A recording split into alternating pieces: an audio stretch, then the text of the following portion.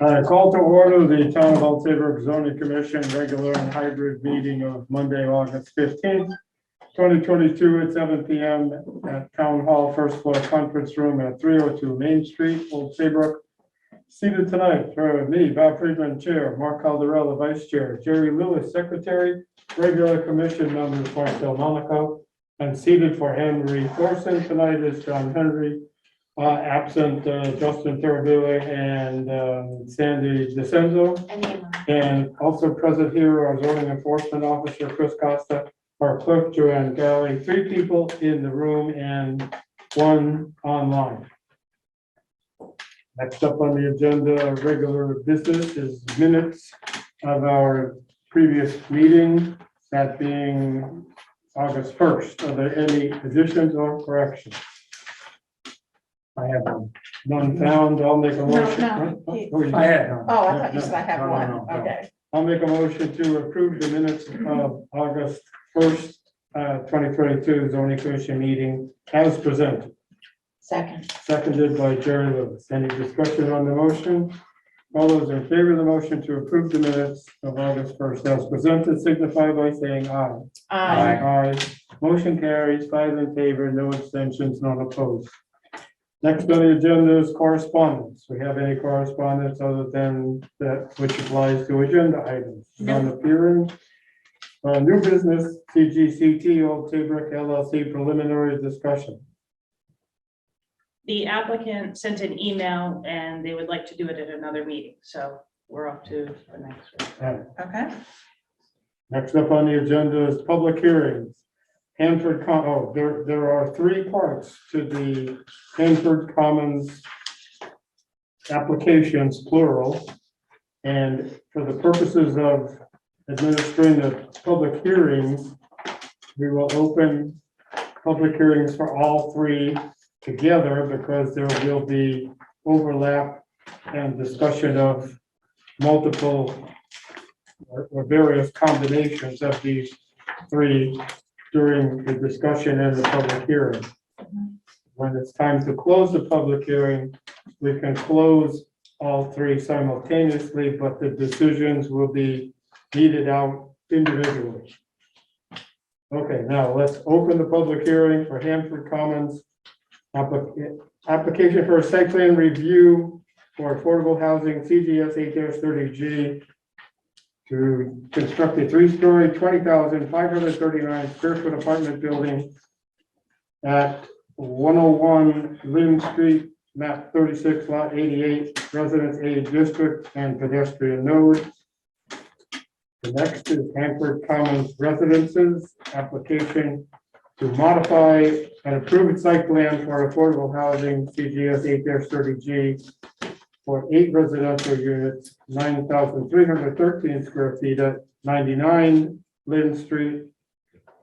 And the third is Hanford Commons application to modify and approve site plan for affordable housing CGS 8-30G development to construct 3-story, 9,280 square feet of apartment building, 19 units, total 6 affordable, and a 3-car garage at 109 Lynn Street, map 36, lot 89. And those are the 3 items. So are all those square footages correct? It got,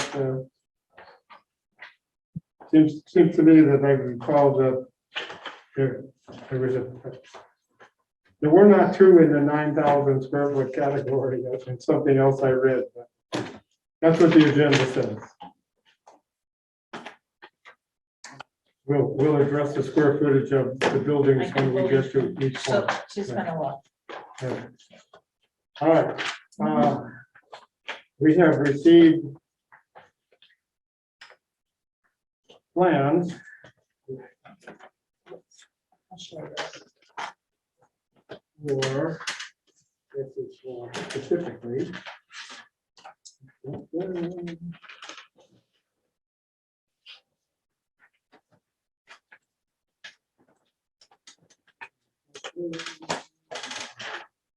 Mr. Chairman, This is for 101. Yeah. Mr. Chairman, this is, Yeah. Oh, Ms. Yansky, yes. Hello, good evening, Mr. Chairman. This is Attorney Marjorie Shansky. I represent Hanford Commons, LLC, and my engineer and our landscape person had difficulty logging in. I see now they're being admitted as panelists, so I'm very happy to see that. And when you're ready to begin, Mr. Chairman, apparently we are now as well. We have more online now, right? All right, so the plans that we've received show that the lot at 101 Lynn Street in particular. The plan cover sheet says April 2022, and the revision, where's the latest revision? All the way in the bottom, on the right, Oh, see yeah. there's a little number 1. So that was to Page August 5? 5th of August 22, Right to very. What do we have for the late? August 5th. Yes. August 5th, yeah. So this has been, it's been here for a while. So this evening, we have received today reports from Jeff Jacobson, our consulting engineer, regarding aspects of the application for more than one of these 3. And we received comments from our attorney, Matthew Willis, with comments regarding the affordability plan. We have previously received comments on referral from the Architectural Review Board. This is also dated August 15th. And the recommendations, they recommend addressing the concentration of decorative lights on the parking lot side of 109 Lynn Street and the front corner of 109, also at Elm Street and Lynn Street. And we have any other referrals and recommendations from others? Okay, so we sent referrals out on May 26th. As of today, you've heard from our town engineer, Matt Willis, our attorney. You referenced the conditions on the lights from Architectural Review Board. The Planning Commission sent a favorable referral on June 6th. We do have a health approval.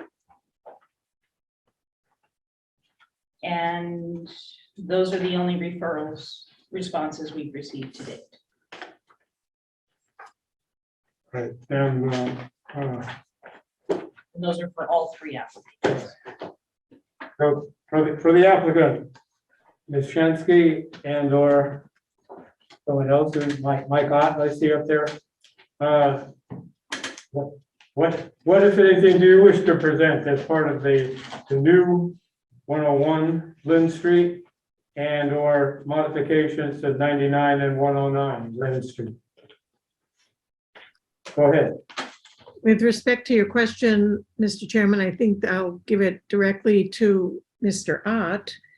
I will simply, by way of introduction, remind that the unit count at 99 Lynn Street is 8 units, of which 3 are affordable. At 109, which is previously approved, is 19 units, of which 6 are affordable. And there are 15 units at the newly added 101, and 5 of which will be affordable. So in the aggregate, there are 42 units in this comprehensive development, of which 14 are affordable, to add to the diversity of the housing portfolio in Old Saybrook. As to the details, I give you Mr. Ott. Well, let me ask where the number of the calculation for 30% of the total units in a building gives an odd number, and 50%, not less than 50%, are to be allocated for the 60% income level. Correct. There's a division. Where there are 5 units, there would be 3 at the 60% level. That is the way the affordability plan reads, Mr. Chairman. Okay. For 19, 3 times 19 is, oh, 57. 6, oh, right? 57. 5-7. And 9, yeah, in the middle one, yeah, the majority of the, it's not 50-50. The majority would be for 60% level, right? As Okay. the affordability plans indicate. All right. Mr. Ott, Yes, Mr. Chairman. So just for the record, I'm Mike Otts. I'm a licensed professional engineer and land surveyor with Summer Hill Civil Engineers and Land Surveyors, with an office at 60 Wall Street in Madison. Susan Fields, a landscape architect, is also here with us tonight, as you can, I think you can see her. Yep. May I share my screen? yes, yeah, Joanne, me, yes, See if I can do this. our clerk will. You don't have to do anything? Okay, Mr. Ott, cut the screen. Can you, can the commission see my screen now? Yes. Yes. Yeah. Okay, so, let's see. Bear with me 1 second. I'm going to see what might be the easiest plan to show you. This one probably, because this is the cleanest. So, this is just a site layout plan, but because it's so clean, I'm going to use it just to give you overall context. So, you all, I know you're all familiar with the area, but Lynn Street here running left and right on the sheet, Elm Street running diagonally sort of up and down on the sheet, and the Boston Post Road running in the other diagonal kind of direction, up and down. So Lynn Street, Boston Post Road intersection, and Lynn Street, Elm Street intersection. The entrance to, one of the entrances to the Stop and Shop Plaza is right here. You can see the little piece of the median in the at the entrance and exit Stop and Shop. Single family residences to the this would be to the west here, if you can see my cursor, here, here, and here. So 1, 2, 3, 4 properties that adjoin this whole Hanford Commons complex to the west are single family homes on the next street over to the west, which I think is King Street, maybe. I'm going by memory. I may not have that right. Whitewood. Oh, it's Whitewood. Whitewood, okay. Sorry. And this property that adjoins to the south is the former Saybrook Soup and Sandwich property, which is, as you know, being redeveloped right now. I'm sure you've all driven by and seen the nice building that is just about complete. And then, so this southerly or leftmost parcel of Hanford Commons is 99 Lynn Street. The one is the main subject of this application is 101 Lynn Street. And the one to the right, the northerly parcel, is 109 Lynn Street. 99 and 109, as you know, have been previously approved. No construction has begun on the 109 parcel, but the 99 parcel is just about complete, as I'm sure you've all seen in your travels about town. So that's kind of the overall context. The improvement, or actually, let me switch sheets if I could.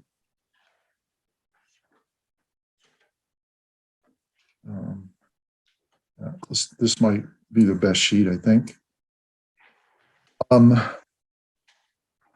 The improvements shown on our plans on 99 are the as-built improvements. There was an as-built survey completed recently. That survey is referenced in the notes in our drawing set. And so all of these improvements shown are as-built today. The 101 parcel has, as you can see, a house on it and a detached garage. This is the site preparation plan. It's showing the house to be removed and the garage to be removed, trees to be removed, and the driveway and walkway to be removed. The 109 parcel still has a house and a garage on it and a little shed and an attached breezeway. And they will all go, of course, eventually when the construction starts on the 109 parcel.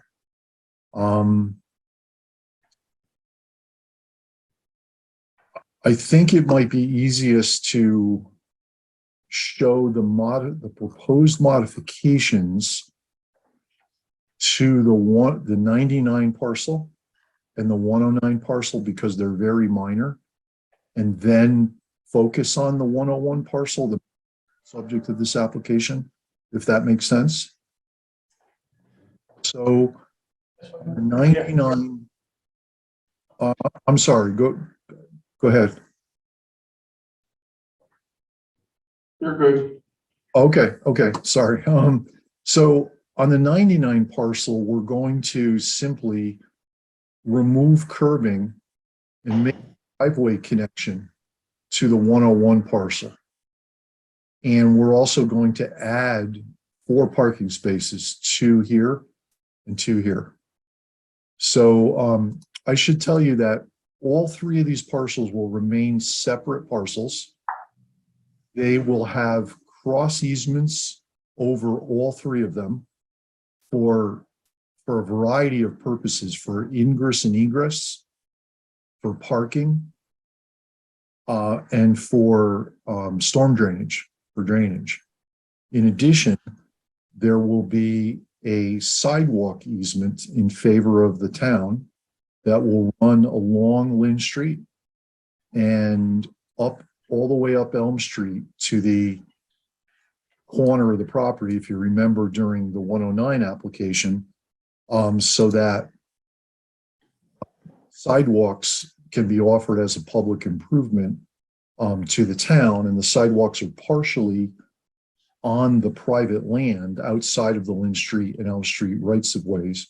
So therefore the easement for those sidewalks in favor of the town. So a driveway connection between the 99 and 101 parcel, 4 additional parking spaces, and a driveway connection between the 101 and the 109 parcel. No additional parking spaces on 109. We actually, in fact, lose 5 parking spaces in order to make this connection.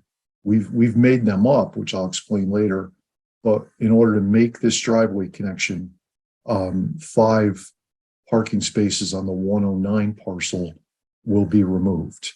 Not physically removed because they haven't been built yet, but that's one of the modifications. So if we zoom out, access to this whole complex will be by the existing 99 driveway.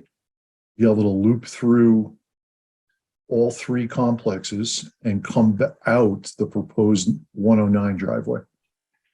So in other words, no new driveway, no curb cut for the 101 parcel. So I should say, please stop me while I'm talking if you have any questions. So is that pretty clear so far? Yeah. So in order to do this, in order to make these driveway connections and add these 4 parking spaces, a couple of an existing site light here on the 99 parcel has to be removed. Curbing has to come out. Those are the only physical changes to the improvements that are already in place on the 99 parcel. On the 109 parcel, which is all on paper, as you know, right now, as I said, we removed 5 spaces. We moved some of the site lighting around. We expanded this stormwater infiltration system to accommodate the drainage from 101 from the 101 parcel. We moved this catch basin a little bit. So there's some here, there's a couple of physical improvements that have to happen. And here there are changes on paper to the original design of 109, if that makes sense. So we think this is a good plan to connect the three parcels. We think it provides good access and circulation, including for emergency responders and fire apparatus, and it eliminates the need to create a new driveway curb cut on along the 101 frontage. So along Lynn Street, you will have three curb cuts: the 109 curb cut, the existing 99, and the existing curb cut into the 745 Boston Post Road site. On this west side of Lynn Street, I should say, you'll have three curb cuts. Let's see. So I'll go ahead. I'm sorry. Can I just interrupt for a minute? I just want to make an announcement that tonight, the three items are Hanford Commons, 3 public hearings, and the Connecticut River Gateway text amendment. So I just noticed some folks that may be on for the September 7th meeting. So I just don't want to waste anyone's time unless you're here just to observe tonight's Oh, yeah, I proceeding. just noticed that. Yeah, I was noticing the names. Sorry, Mike. Well, that's okay. So any questions so far? So far, regarding the curb cuts and the parking adjustments, the catch basin move and the parking spaces, no questions so far on what you've discussed. Okay. So earlier I said, although we're losing 5 spaces here, we actually did a tabulation. It's on the title sheet of the drawing set, the very first sheet on the left-hand side. There's a parking tabulation for each of the 3 parcels, and it shows that overall we meet all the parking requirements. In fact, I believe we exceed the parking requirements under the zoning regulations for this. We'll come back to that again later. Okay. So the building is, I guess I'll focus on the 101 parcel right now. The building is this gray shaded U-shaped building. As you can see, there's a courtyard in the rear, some green space between these sidewalks that lead out to the parking area. Along Lynn Street, there will be a continuation of the sidewalk that's already constructed in front of 99. It'll continue across the frontage, and when 109 is constructed, it will continue again along the Lynn Street frontage and then up along the Elm Street frontage. 2 decorative lights along the sidewalk in front of the building, same lights as are today in front of the 99 building, if you've seen them. A sidewalk connection to the main entry, front entry of the building. In all the parking is in the rear, as you can see.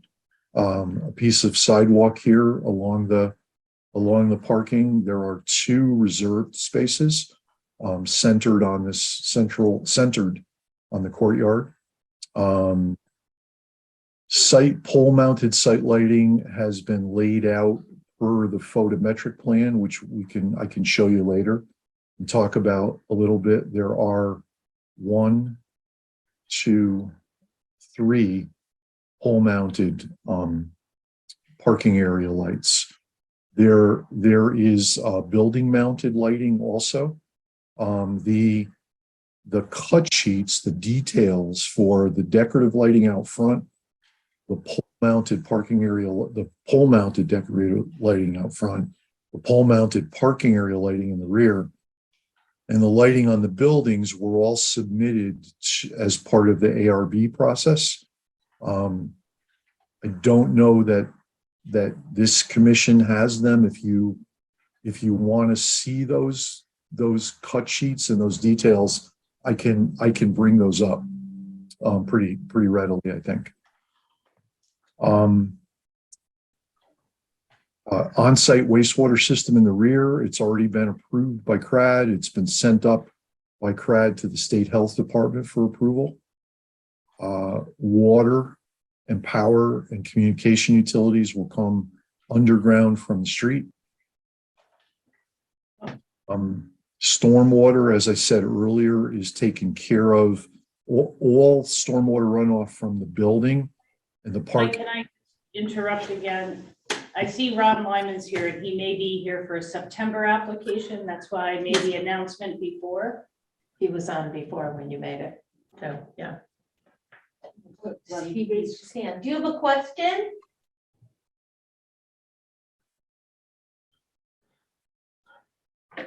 No, it's an open, it's a public hearing. Anybody can be online, but you're just alerting the public, online especially, The that tonight is. the only things on our agenda tonight are these Hanford Commons applications, HS30G for 99, 101, and 109 Lynn Street. And after that, the only other item left is a zoning commission workshop regarding the Connecticut River Gateway Conservation Commission regulation text change, and that's it. So if you're interested in those, hang on.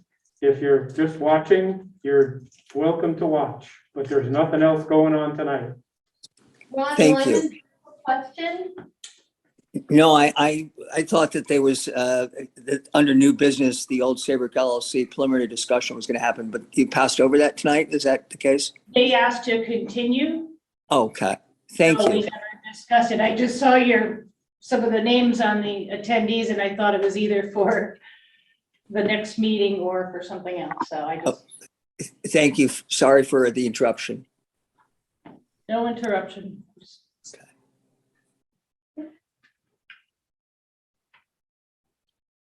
So, let's see, I think we talked about the septic system, utilities coming in from the street. We talked about the lighting, the waste and recyclables enclosure area is here. It will be, my understanding is it will be a replica of what was constructed on the 99 parcel. I don't know if you've seen it, but in fact, I think I'd like to show you a photo of it if I could, because it was one of Jeff Jacobson's review comments, and I think we may want to look at it because it will answer a couple of questions about screening. Can the commission see that my screen has changed? No.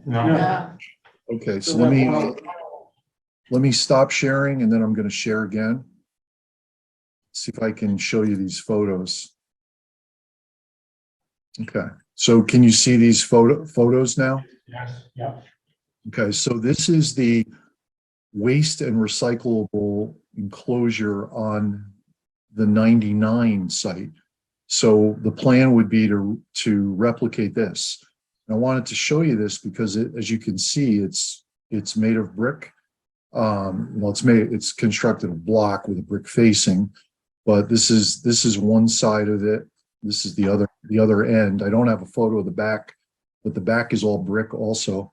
And then there's this nice black steel double leaf gates on the enclosure. So the reason I wanted to show you this, and I'm gonna stop sharing and share the plan again, if I could.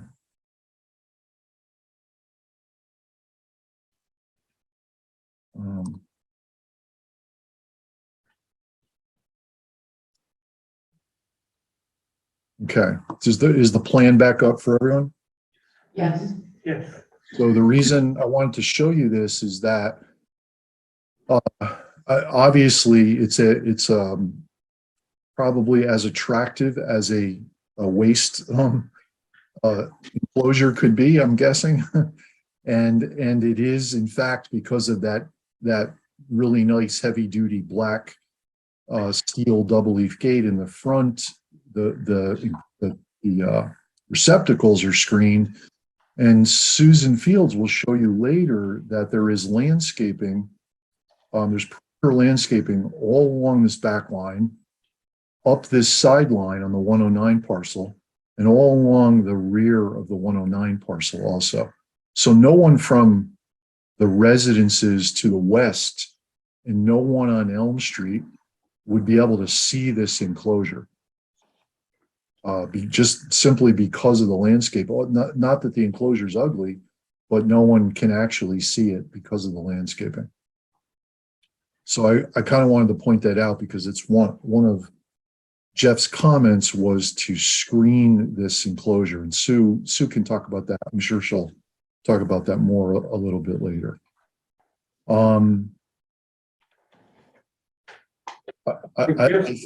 Comments also included the operation of the gate to actually access the containers in the enclosure. Yep. When the gates are actively moving and to be open, then it interferes with 2 parking spaces on the 101 address and also the 2 parking spaces on the 99 address. No, it doesn't. It's here, Mr. Chairman, so it doesn't have anything to do with 99. And when the gates are closed, there's no interference, but your drawing there shows a gate in an open gates in an open position, and they Yep. impinge on 2 parking spaces. We know that. We're aware of that. So let me back out a little bit. Let's clear up the 99 thing piece because that's easy. So it's located here. Has nothing to do with 99. Yes. So we've talked about this before with other applications. Sometimes on these sites are small and they're tight.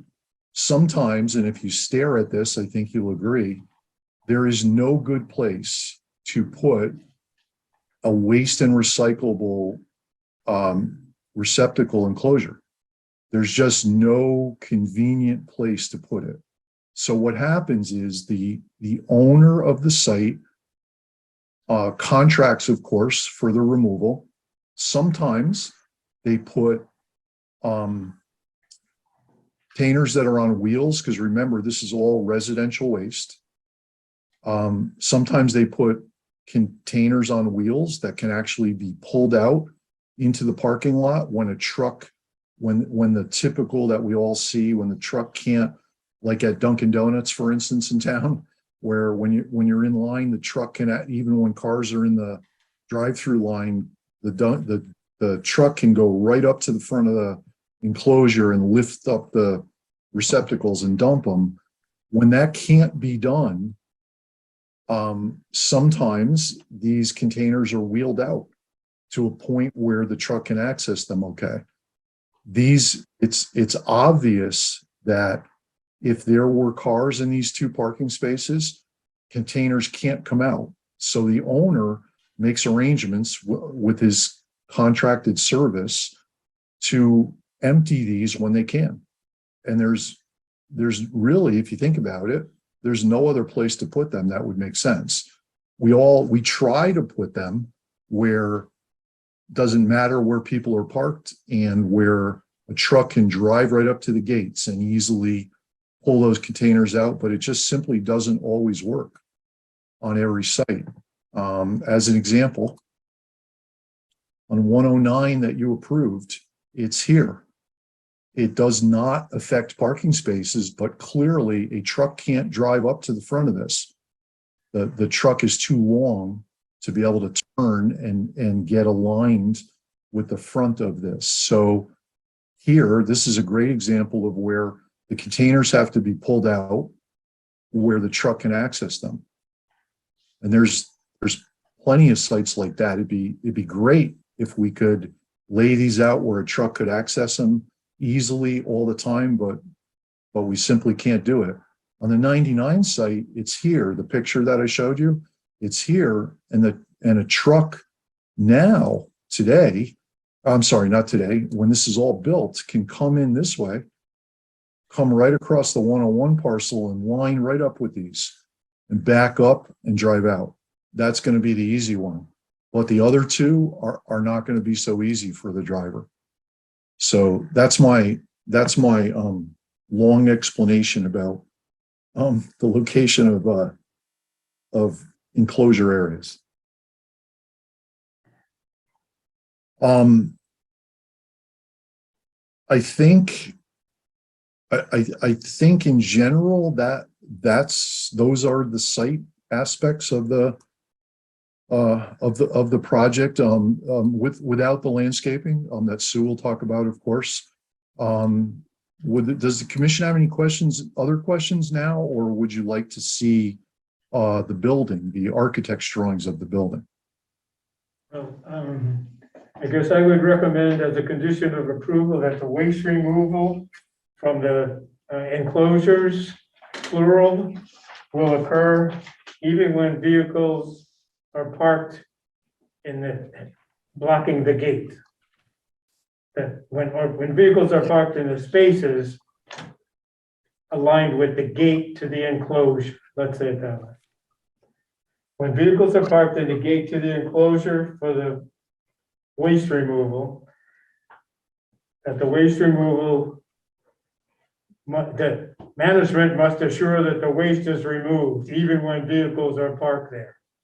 That's a public health and safety issue, not only for the residents of this site, but for the neighbors as well. Well, you can't remove them. It's physically impossible to remove them when two vehicles are parked here. Well, then you'll have to chase down who's parked there and get them to move their cars in order to remove. Exactly. Right. Well, that's the condition of approval, that the management will accept the responsibility to make sure that the waste is removed, even if there are vehicles parked in those spaces. Okay. I misunderstood the way you said it. I'm sorry. Yeah. Okay. I don't see any problem with that. Yep. On what type of basis? Time basis? That weekly? Whatever the schedule is, it has to happen as close. It may not happen exactly on the schedule because there's an issue, Right. but it has to happen as close to the schedule as is possible. And if the waste removal company has to make another trip, then that's on the management to make sure that happens, because it can't go uncollected. Right. Of course, it's common sense. Yeah. So this issue is the same as snow removal. There are sites where there's the ability to store snow and everything works out fine, and there are sites where you just can't store the snow. So the owner, unfortunately, has to pay for some of the snow at least to be hauled off. There's sites like this all over the place. I'm looking out my office window right now across the street at one. It's just the way it is. We would all like to, as designers, we'd love to put these where they can be accessible at all times and easily by a truck. And we'd love to have plenty of room to store snow, but it just doesn't always work on every site, including municipal properties. I designed municipal properties when I was town engineer for Madison, where we just couldn't do that. So the Public Works Department under me had to make arrangements to come and haul the snow away, put it in a truck and haul it away. It's just kind of a fact of life.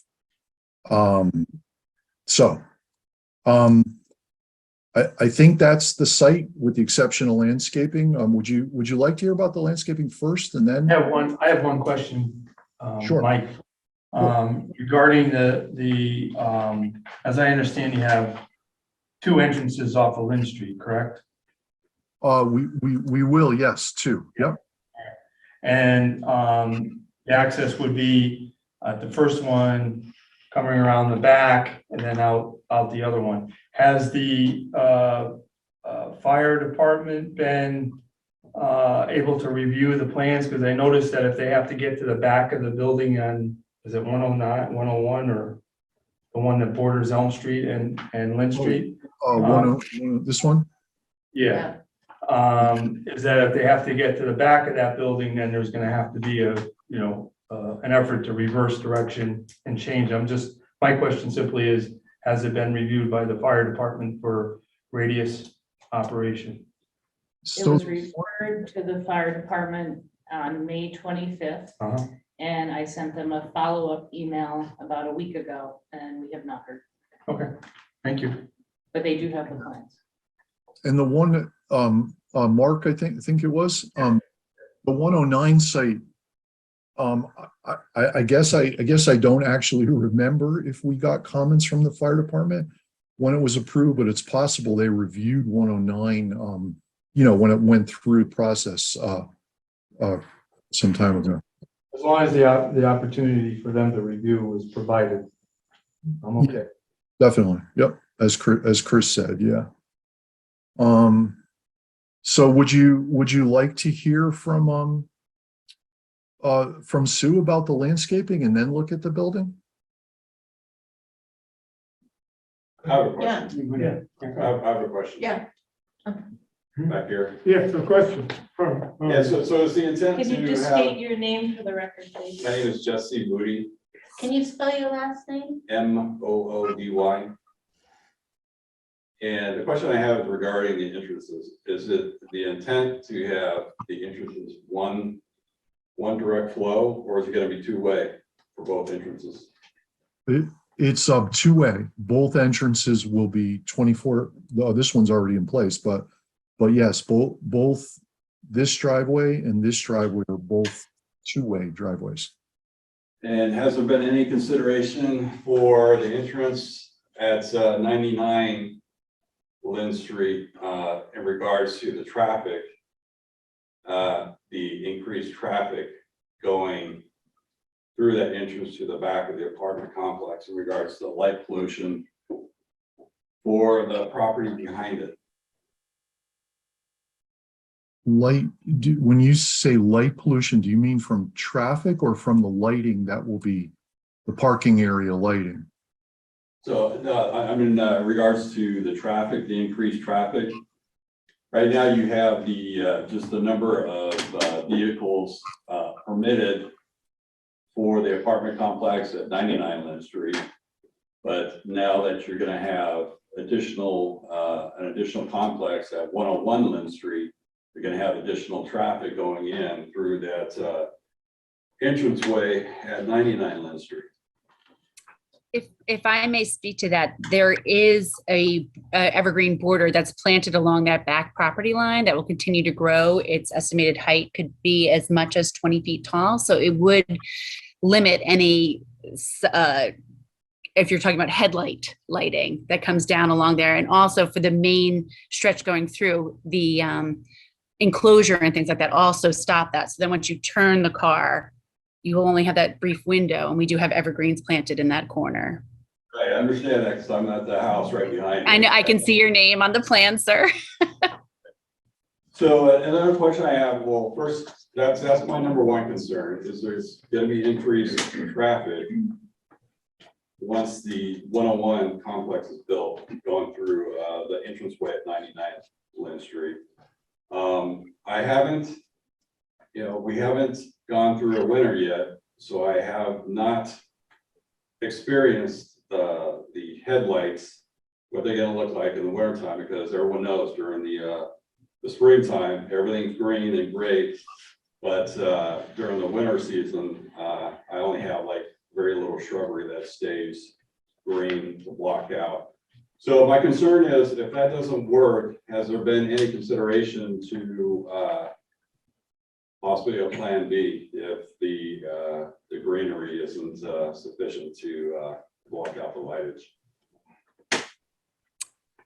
Well, in my experience, the green giant arborvitae that we have planted there that is being irrigated and fertilized and cared for throughout the season. We want this place to look fantastic all the time, that you should have a successful, thick evergreen hedge there. And knowing the owner, he would not, they would be replaced as if something were to happen there. So you would have an evergreen border between us and them. Evergreen meaning that it is in the winter, it still maintains its foliage. It'll be pruned and kept tight. So that way you can, I don't see any problem with it not succeeding. Plan B would be to replace. So could you clarify what you mean by replace with what? Well, if a tree died in that hedgerow, we would replace it with a new tree. All right, so I just want to make it clear that if there still is an issue with light, it will be brought up again. I'm not saying that it will, I'm sure you guys have experienced, this type of greenery and other Yes. complexes and whatnot. So I just want to clarify that if it is an issue, it will be brought up again. So thank you. No, we would like to maintain those hedges. That is the way that we will, that's part of the whole property, just like taking the trash away and things like that. This is supposed to be a positive addition. We don't want any invasives growing up in those hedges. We want to keep everything clean and tidy so that they can succeed. So that's something else that will be helpful, if keep things going and keep things looking good, and we should have success. Okay, thank you. You're welcome. I have a question as well. Melissa Rapatulo, can you spell your last name? Rapacciuolo. So what this essentially is doing is creating an alley, like a back alley behind these apartments, where you're gonna have people from any of these three buildings driving back and forth, looking for a parking space, because they will all be looking for whatever's open or free, or might be the best spot, because they don't want to park near the garbage or what have you. And I'm just concerned because you're gonna be having people pulling in, going by each and every, through the back alley, so that every single residence on the back end of Whitewood is going to experience the noise and traffic from any cars. So I'll try to answer that. So if you were to go to the 99 development today, you'll see that the parking spaces are identified, the unit numbers are on the parking spaces. So there's parking spaces assigned to each unit number. There's also guest spaces. So we don't anticipate that cars are gonna have to drive through all three complexes or go back and forth to find a space. They all actually have more than one space assigned to each unit. Again, if you drive into 99 complex today, you'll see that. What it is doing is creating that alleyway where there will be extra traffic going behind. Right. the Well, building. you should also note that the guest parking is actually facing the building. So people that wouldn't know where to park can only turn towards the building. They can't turn towards your home or the back or towards the road behind. So the residents parking faces that way. They'll go to their assigned spot, turn their car off, but the guest parking is facing onto the buildings so that people that aren't familiar with it won't have that opportunity to park in those areas. How are you assuring that the residents aren't parking in the guest spots, holding the other one open for, another family? If there's multiple bedrooms, you could have more than 2 vehicles per apartment. You could end up having 4 vehicles. I suppose that could happen in any person's house. I don't know what to say to that. Mike, I don't know if you have anything to say to that. I don't. I mean, we provided the proper number of spaces. In fact, I think we exceed what's required by the zoning regulations. This is very, very typical for a residential development like this. And we also, I mean, we'll have property managers. This isn't going to be a building that's left with dark alleys and nefarious things happening behind. I mean, this is something that we're doing to improve, and it's, if you've been behind 99, it actually it's very attractive. It's not someplace that, people are gonna be hiding and doing crazy things. And like I said, we do have a property management company that will take over and make sure that the trash is picked up, the snow is taken away, and things of that nature. All 3 units are gonna have assigned spaces? Mhm. Okay. If a vehicle goes to the rear of 109 building, that would be the northeast corner of the 109 lot. And there's 8 spaces on the west side and spaces with a handicap space in there on the close to the building. But if a vehicle went down that aisle and found no place to park, where does it turn around? It would have to back up, Right, it would have to back up all the way to the across the property line, new connection. no, it would not. But this, again, the layout of 109 has not changed. This is the site layout that was approved. I take that back, what I just said. The only change is this driveway connection. And I think it would be pretty obvious if a car came in here, because the grades are so flat here, that they'd be able to see that this parking area is full. It's not a long bay of parking where you can't see. So this is the same layout that was approved a couple of years ago, I think, in 2020, I think it was, or 2020, maybe early 2021.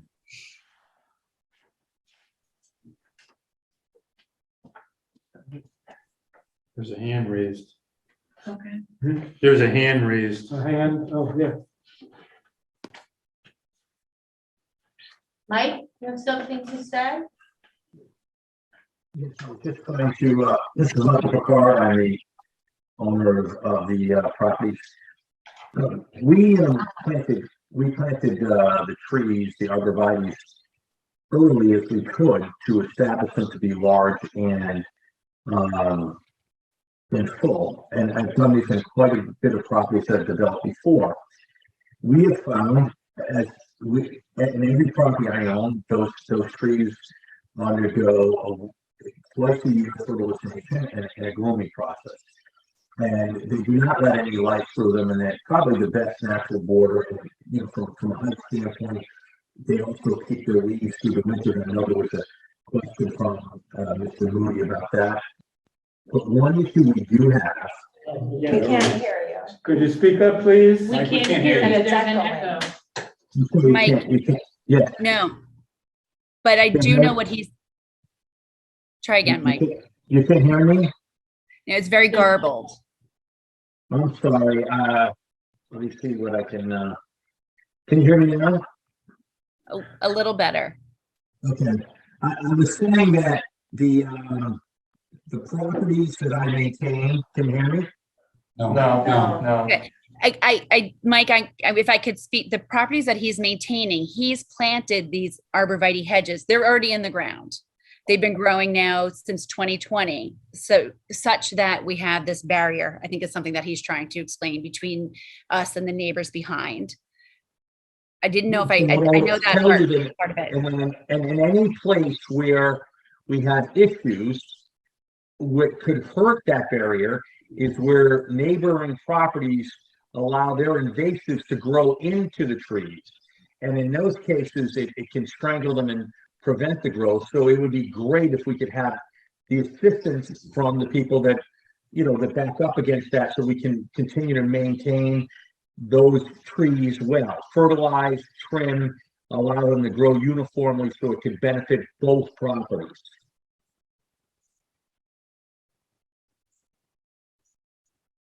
Well, you know what, it wasn't the neighbor's decision on what was gonna be chosen at the back of your property. But that being said, any plant material can't handle being suffocated by invasives per. I understand, That's but what Mike is that's saying. why there's other options such as fences. So I Well, heard a you fence say- would only give you a 6-foot barrier, whereas the building is much taller than that. So the evergreens actually give you a more longer, much taller option of screening than a fence. Particularly on the Moody property. Because there, the fence would be actually on the, it would be lower than the cars almost. At present, the trees are installed within 2 feet of our property. We will continue to maintain both the front and back as we've been doing. And we will cut any of the vines and invasives. We're just trying to say that if the concern is about the healthiness of a protective barrier for lights, the neighbors could also participate in keeping their properties groomed as well. I heard you say that those arborvitae have been in the ground since 2020.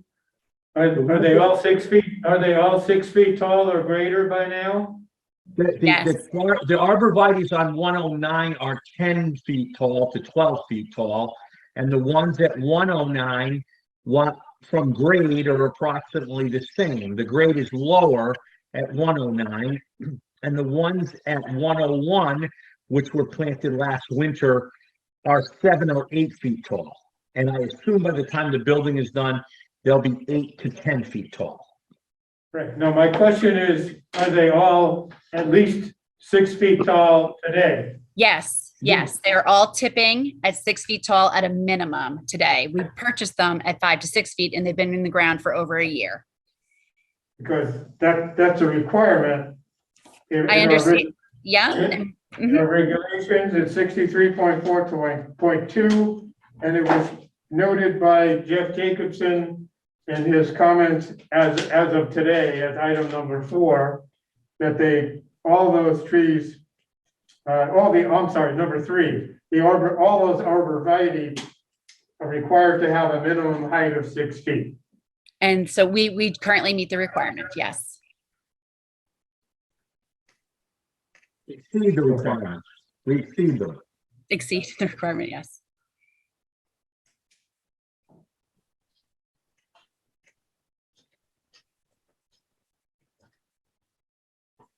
And while we're at trees, the trees within the parking lot and islands or landscaped areas are required also to have a minimum caliper of 3.5 inches, and the trees along the street trees along Lynn Street. Yes. I must apologize. I was in a frenzy to get this completed in a timeline. So I have if you want to go to the memorandum from Jeff, I did have several typos. And in all honesty, I apologize. I will quickly retype the title block and send that off to you. But if we wanted to review that in Hannaford Commons 101, I have 12 plans titled CF, but on the drawing, it should say, in the title block, it should say CB. So there's, all it is typos. The plant counts are exactly correct. And I will adjust the sizing to be 3.5 inches for the street trees and the parking lot trees. Right. So it's if I may be able to resubmit the plant list, I can do that to you and it will correlate correctly. And I do apologize. It was apparently not a good day for me in a computer. We'll state that the trees currently planted at 109 exceed those requirements. Yes. And this building is trying to replicate the 109 building. Yes, the continuity, what we're trying to do is have some continuity across the plantings here between the buildings so that there is a continuous feel. And we presented this to the design review board. So that way everything you feel like you're in the same place, that it has a nice street feel, a nice inviting space for people to come, as we develop the area, for it to just be a place that you would want to walk on the sidewalk from Stop and Shop downtown.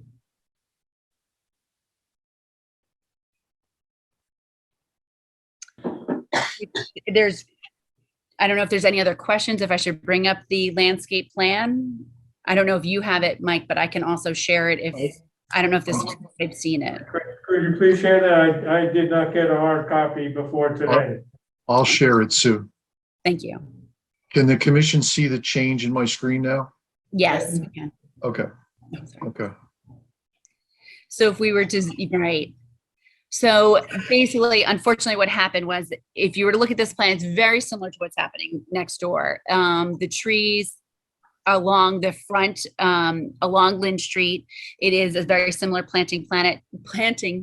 palette to 99, in which that you have the upright columnar horn beams with the clean boxwood, some color with hydrangea and caryoptera, so it's seasonal color. But really the idea is to have it looking good all the time, not high maintenance, just things that will look good and that we can maintain and keep looking great all year round. As you proceed on the either side of the building, we were asked to make some adjustments. I included again, the upright columnar horn beams to break up the facade of the buildings to the north and south of 99. And as you go to the back, it's a very simple planting of ornamental grasses along with a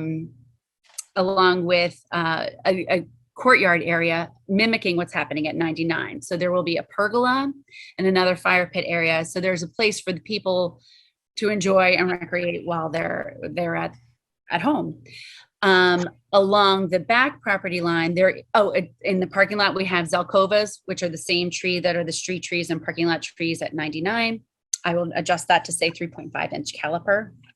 And then along the back of the property line, not only do we have the existing arborvitae that are already planted, but we have the opportunity to introduce some pear trees along there to again give additional height and separation between us and the back residential area.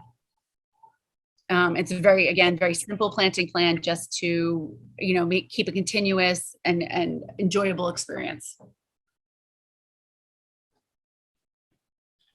And that's all. I don't know if there's any questions. Questions about the trees, not these two bullet points. So this is the landscape plan for the 101 parcel. Yes. Previously approved landscape plans for the 99 and 109 lots. Are there any changes to the previously approved landscape plans for those other two lots?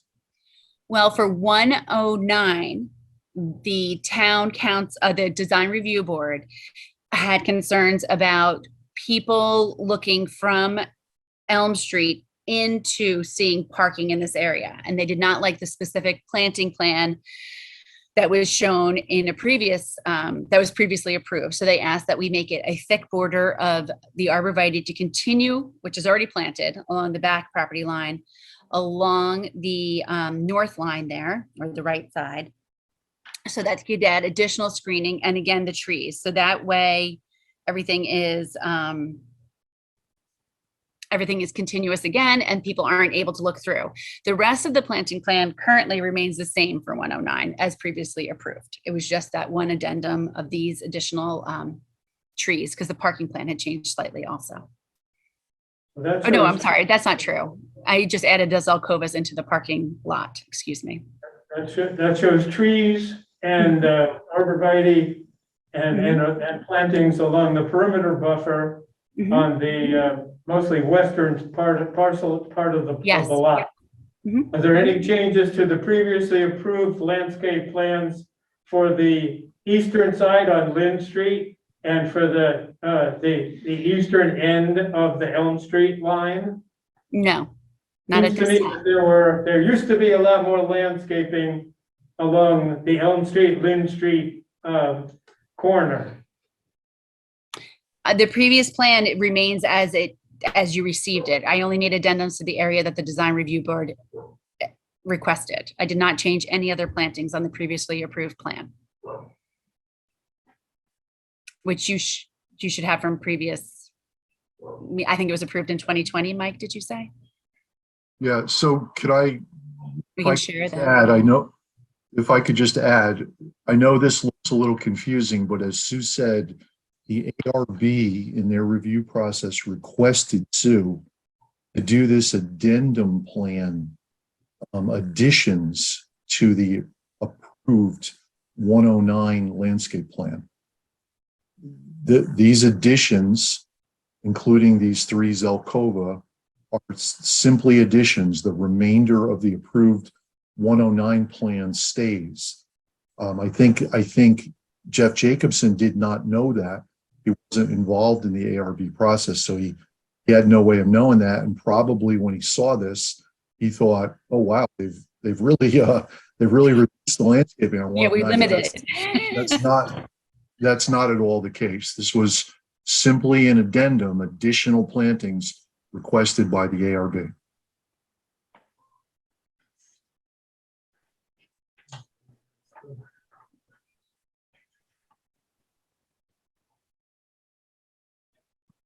All right, so my question stems from Jeff Jacobson, August 15th, 2022, letter item B, Hanford Commons 109.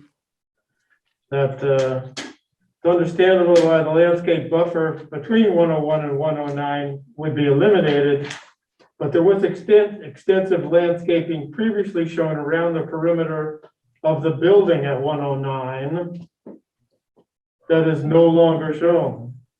Because it is on a So- previously approved Sue, plan. Yeah, let me, Sue, if I could. Yeah, could you share it? Yeah, I'm going to try to find, if the commission would like me to, I'll try to find the approved 109 landscape plan. But I'll just say again, the way. We're not talking about the perimeter of the lot. We're talking around the perimeter of the building, I know you are. especially on the street side. Sue, let me try to answer this, Sue, please. Mhm. Mr. Chairman, I understand, I believe, tell me if I'm wrong, you're talking about the area I'm tracing with my cursor, Yes. right? Okay, so I'll say again, and then I'll try to find the plan for you. All I the, may be able to share, Mike. all the landscaping that was shown on the previously approved 109 landscape plan will still be put in place. This was simply Sue at the ARB's request showing the additional plantings that would go in. This is not a modification of the entire landscape plan. If you'd like, I'll try to find that older one for you. Thank you. That's what I was looking for. Thank you. Bear with me 1 second. I'll try to find it. I just got to search my my computer for it. Okay. Commission have any other questions? See it, Bob? Bob, do you need to see the previously approved plan? The previous approved plan speaks for itself. Okay. No, we don't- Mike. You don't need to find that, Mike. No, we'll put that on a list of conditions, stipulations that the previously approved landscaping plan for 109 at the perimeter of the building is not changed. Right, correct. That's great. Yep. I know it's confusing. In fact, my plans are confusing too, because we're trying to show 3 parcels and the changes to, to 2 of them. So I know it's a bit confusing, but what we've stated is the facts for sure.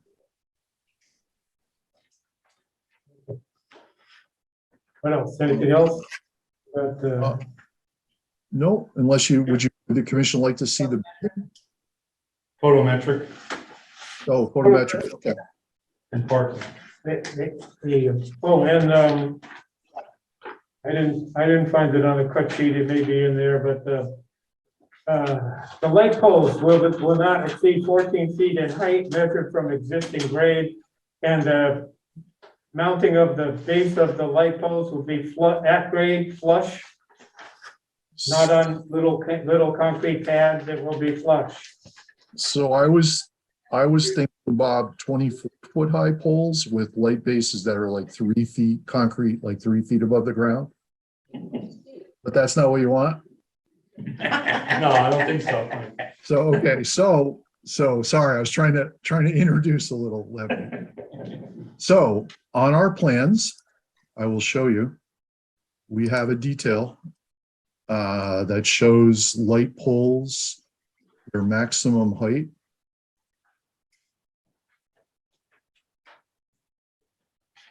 They're 13, 5.5.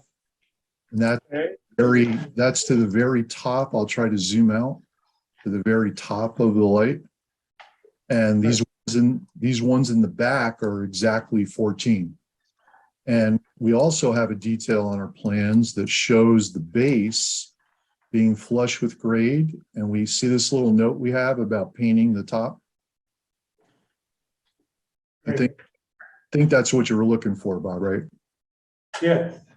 Yeah. So that's part of our plan set.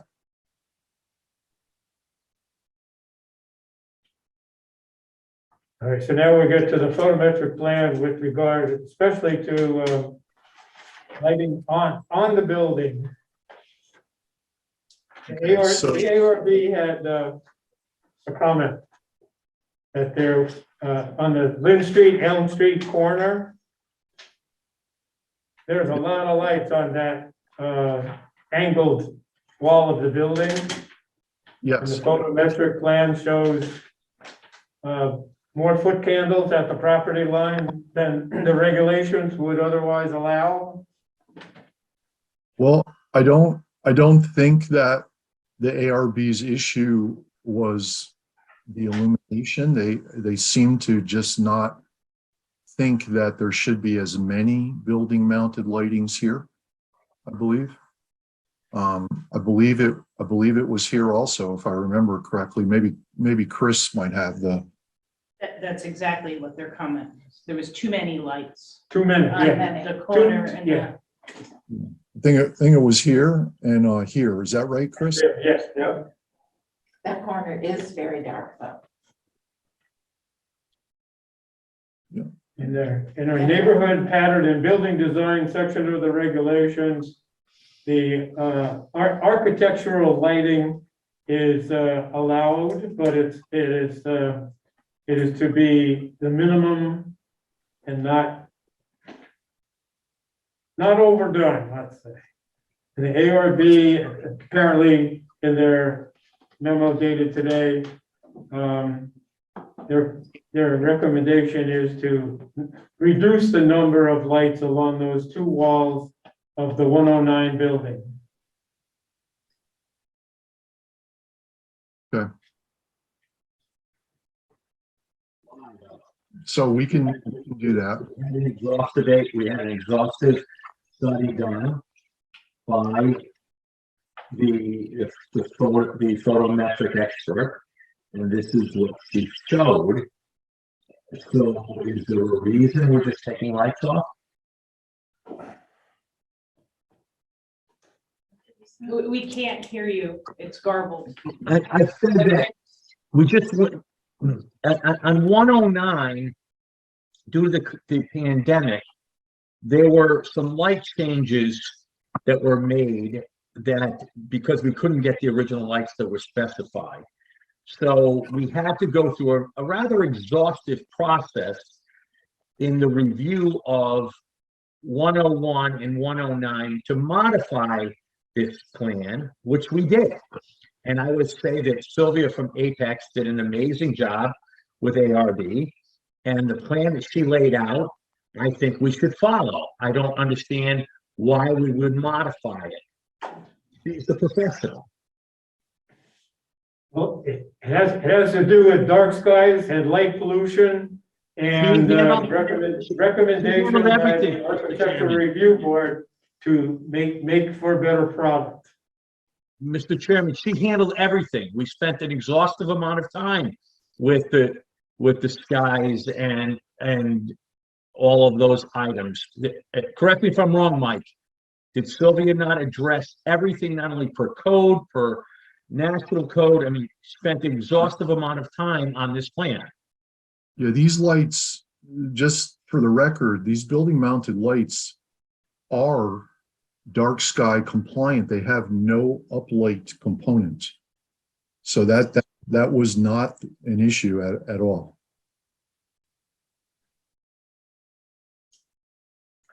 Right, so it is within the authority of the commission to make modifications that don't impact the viability of the project. So we'll come back to that. questions. Yes, in the You audience. should know that the lights on 99 are being modified to per the recommendations. So the heads on the two lights on the front of 99 are being changed. The heads on the two lights in the rear parking lots are being changed. And the upward faction of the wall mounted lights are being eliminated so that they just shine down. And thus would be the continuation on 101 and 109. So I believe they meet, according to what I understand, all dark skies, proper lighting that won't shed into areas that it shouldn't. I know there was a lot of dialogue from the neighbors regarding so-called pollution, and much of it, unfortunately, is not completely accurate, but I think we've spent an exhaustive effort and a professional effort to make sure the lights that were specified here provide the right safety and or meet codes and the town's regulations. You know, this comment, we have someone in the room wishes to speak. Can I have your name, sir?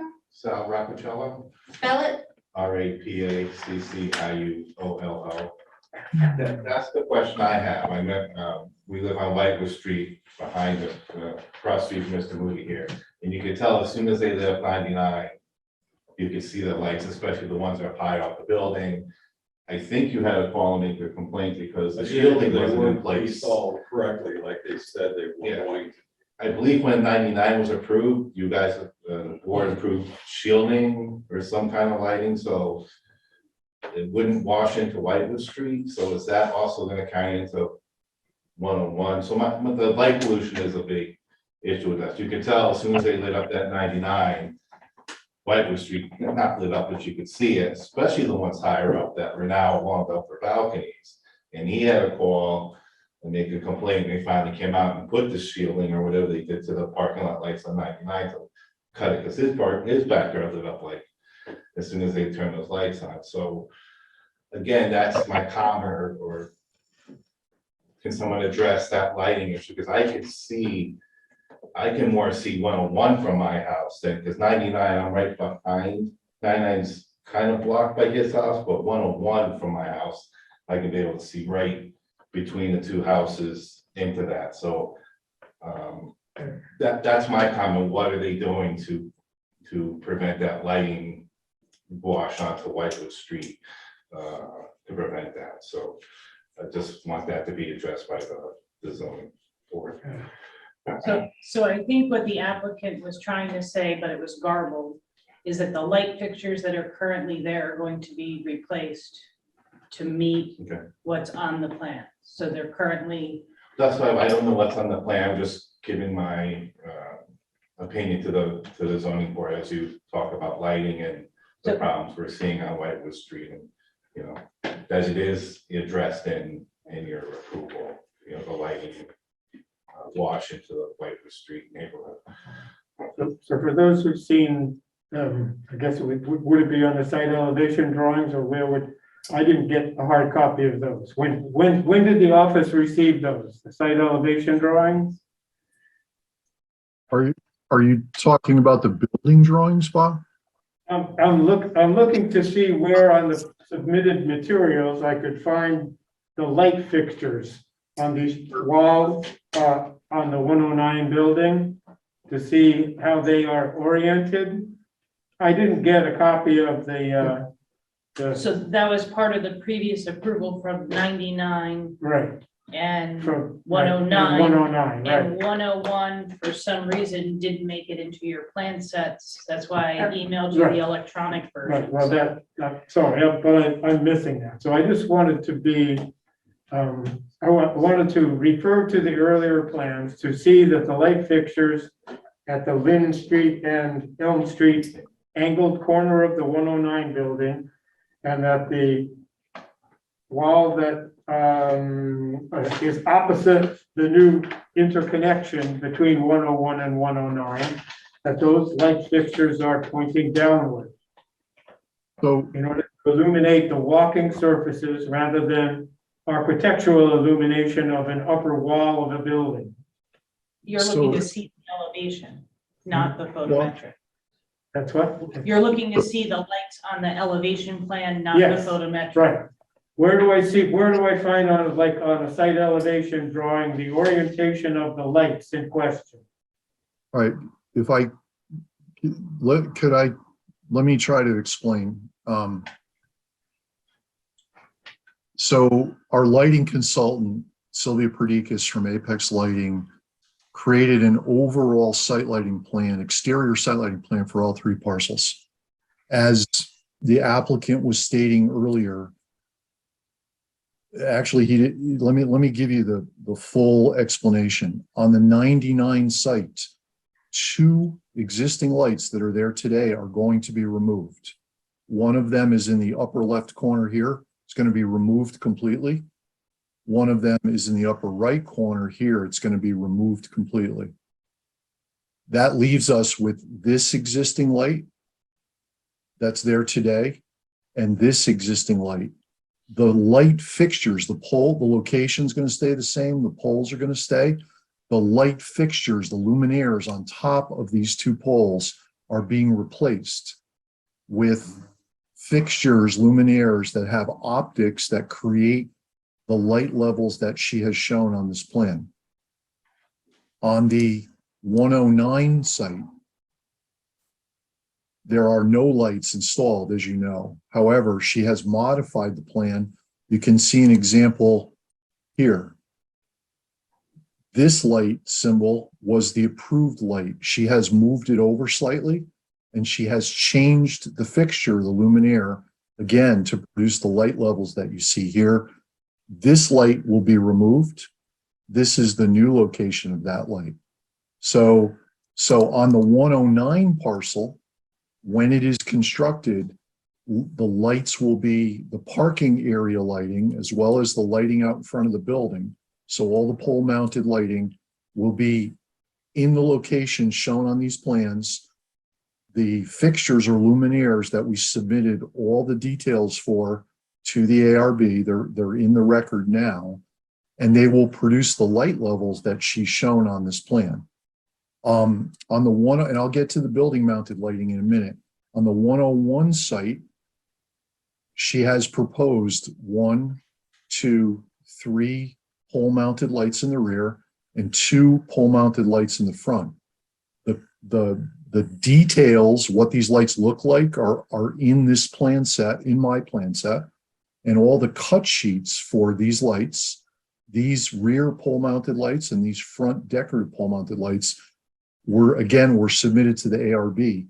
All of the pole mounted lighting in the rear and in the front on all 3 sites is dark sky, International Dark Sky Association compliant. There is no uplight component.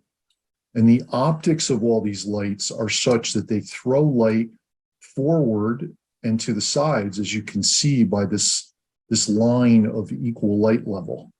At the property boundaries, the light levels are 0.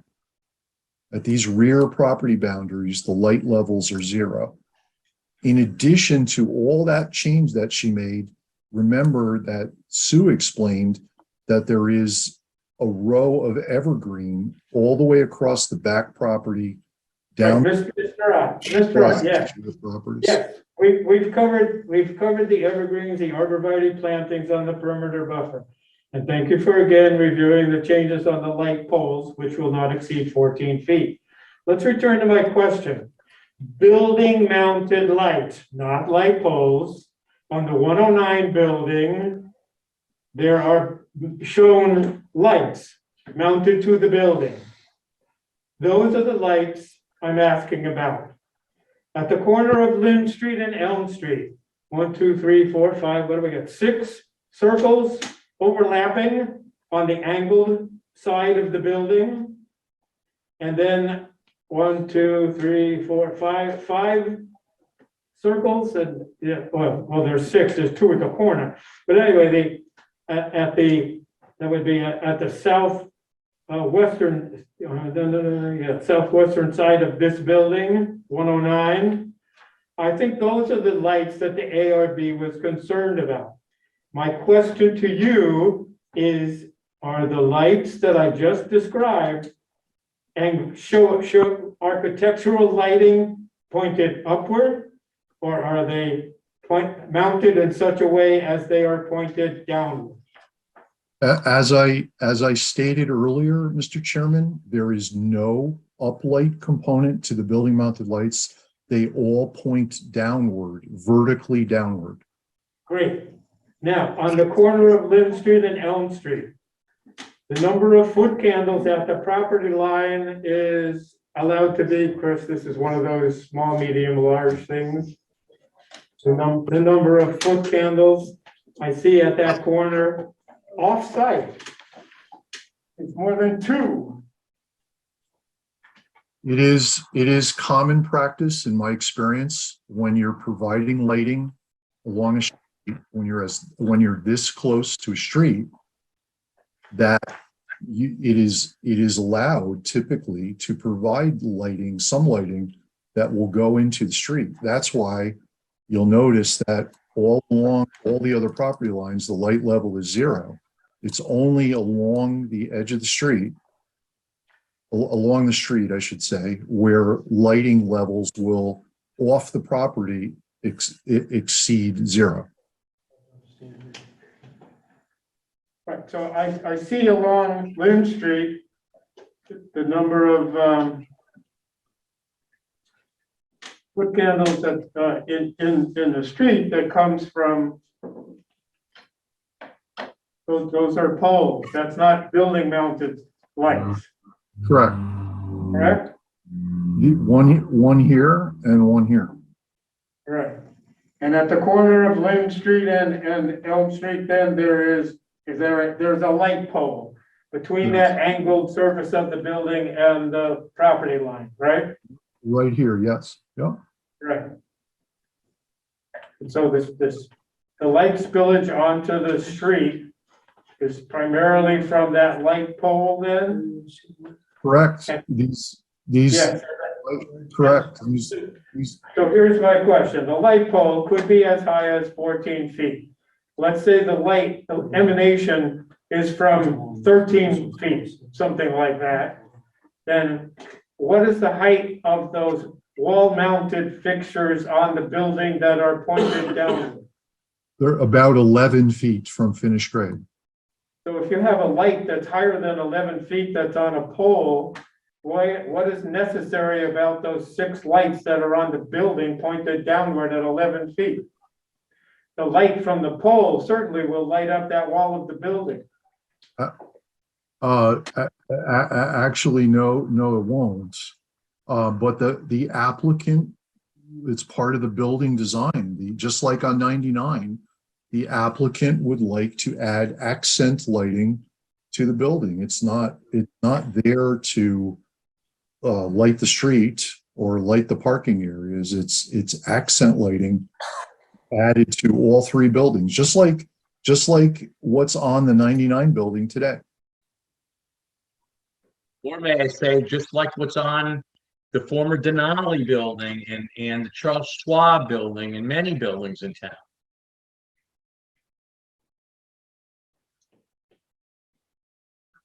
It will provide. All right, I'm just going by what the ARB's recommendation. All right. I think there was some confusion. I think there was some confusion with the ARB initially because we made changes to the 99 plan. We substituted certain lights that we are now changing, and unfortunately the light fixtures that we used were not able to deliver the correct and proper candle watts that we're showing now. So we're going to be changing the lights at 99, as Mike indicated, and all the new lights on 101 and 109 will conform to the photometric plan you have here. And we have been told that these meet state codes, dark sky codes, and your codes. Right. I recall one more detail from Jeff Jacobson's earlier memorandum was that if there's a bike rack, is there still a bike rack somewhere on one or more of these three lots? There are bike racks shown on 109, the approved site, on 101, the proposed site, and there's a bike rack that will be installed on the 99 site. It just hasn't been installed yet. It was shown on the approved plan. Okay, any other questions? Actually, Any other items to discuss? We covered all the referrals. I have from some notes from leftover from Jeff Jacobson's memo of August 15th, 2022, the latest one. And that has to do with something we talked about earlier, that the overvalue trees and the landscape plans will be maintained by management in a growing and healthy condition. That's one. That management will be responsible, site management will be responsible for waste removal on a regular basis, even if vehicles are parked near the gates, so that there are no skipped waste removal dates.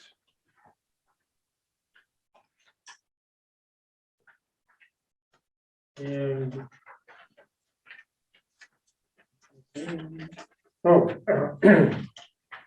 snow removal.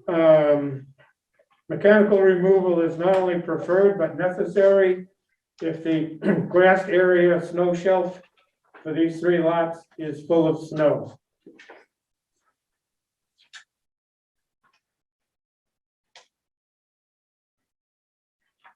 ADA parking space will be ADA compliant.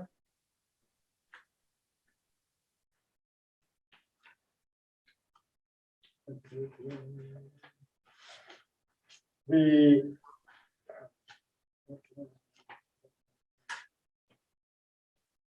Matt Willis note received today regarding the affordability plan.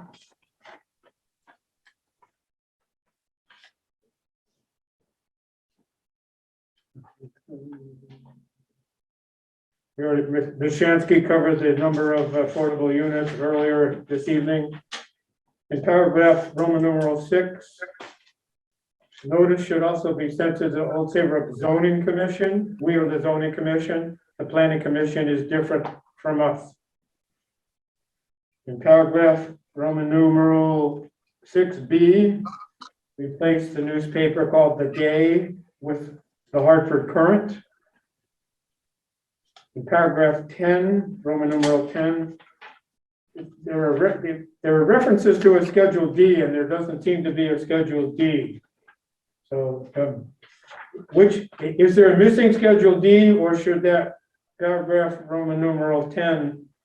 Mr. Chairman, this is Marjorie Shansky. There is a Schedule D, but it was separate from the affordability plan document. So it may not have made its way to Mr. Willis, but we'll make sure that there are consolidated documents so it travels with it. Okay. In paragraphs Roman numeral 15 and 16, regarding the deed restriction and the enforcement, there's reference to the Planning Commission, not the Zoning Commission. Is that what you intend? The Planning Commission doesn't really do zoning approval enforcement. Shouldn't those paragraphs, Roman numeral 15 and Roman numeral 16, refer to the Old Saybrook Zoning Commission and not planning? To the extent, again, Marjorie Shansky, to the extent that that is in error, I will make those changes as Attorney Willis points out. Yes. And Mr. Willis's comment on paragraph Roman numeral 17, there's a reference to changing the zoning regulation or something regarding the draft regulations. And as Mr. Willis notes, the commission does not change its zoning regulations, but provides such information regarding the difference compared to the regulations in each file. It does Again, not constitute a change in our regulations. again, the language will conform to Mr. Willis's comment. She'll conform She'll make sure that Okay, her right, comments that are is part of consistent what Matt with was how we- asking. How it yes. works, okay. Anything else? I have a list, just so I've been keeping track. So at some point, if you want to summarize what's outstanding or could be conditioned. I just have one question before you do that, is these are viewed as three separate parcels, correct? The parking per parcel does not, from what I see, match the requirement, but in total, it does. Is that? Good point. Yes, in our regulations, we have a provision for shared parking.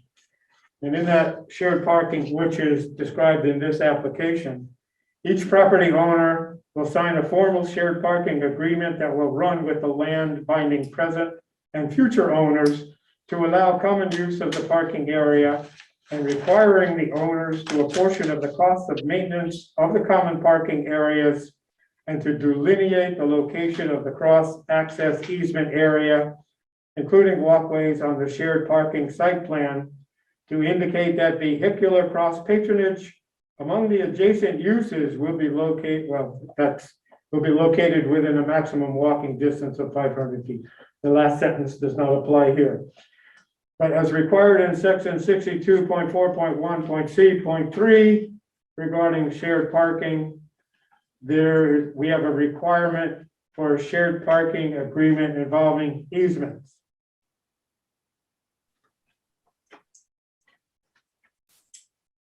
Good question. Mr. Chair, this is Attorney Shansky again. As Mr. Ott said earlier, we are preparing cross easements for the issue of parking and for drainage and for one other, I guess, the access. And currently a map is being prepared of those easements, and that will all be in recordable form. Mark, could I clarify something about Sure. parking that you said? These are the, let me zoom out a bit. These are the three, remember earlier I talked about the parking tabulations? These are the tabulations. I'm going to zoom in for all three sites on the left-hand side of sheet 1. This is the 99 parcel. You can see that the required parking is 14 and we're providing 19. This is the table for the 101 parcel. And you can see the required parking is 30 and we're providing 30 on the 101 site. And this is the table for 109. And here's where we're short to. The required parking is 36. But we're only providing 34 on the 109 site. And here's where they're made up. The extra 5 on the 109 site and that on the 99 site. And that's what I meant earlier by I thought we actually exceed the parking, and we do.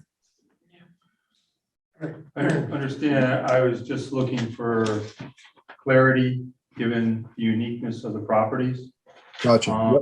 Yep. One follow-up to that would be, you had mentioned earlier that guest parking would be closest to the building and assigned parking would be farthest from the building. Where you're short on one property of the 2 spaces, will those be, those other locations be for guests or for residents? Good question. Hadn't thought about that. I'm Because of the question earlier this evening from from a member of the audience in terms of the drive around search. It's I think my that should be taken into intention, it's our intention to have two of the spots that face the neighbors, so to speak, or face west, that are in 99 be assigned to 101 for residents. And then two additional spaces that face east would likely be for guests. That's what we're trying to do. Thank you.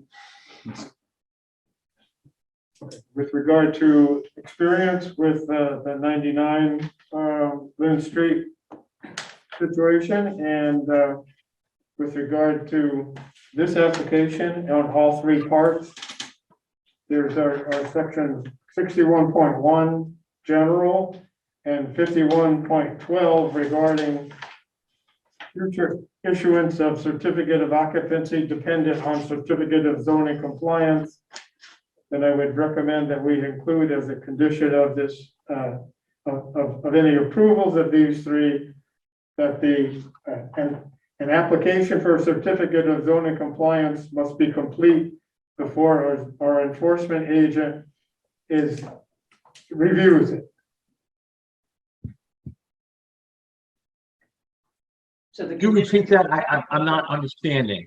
so I think what he's saying is that all of the conditions of approval of this commission need to be satisfied before I sign the approval of the application before it goes to building for zoning Right. compliance. An application for the certificate of zoning compliance should be complete and meet all stipulations and conditions of any approval before the zoning enforcement officer reviews the application for a certificate of zoning compliance. So as an example, so I understand, there are certain conditions that can't happen until you construct. So I don't fully understand what that definition means. I think what the chairman is saying is, for example, all of the legal documents will be submitted and approved by the zoning commission's council before I can sign off on the application for certificate of zoning compliance for you to get your building permit. So in that We want case, Things like that. We want all the details to be complete and everything in compliance at the time of the CZC application.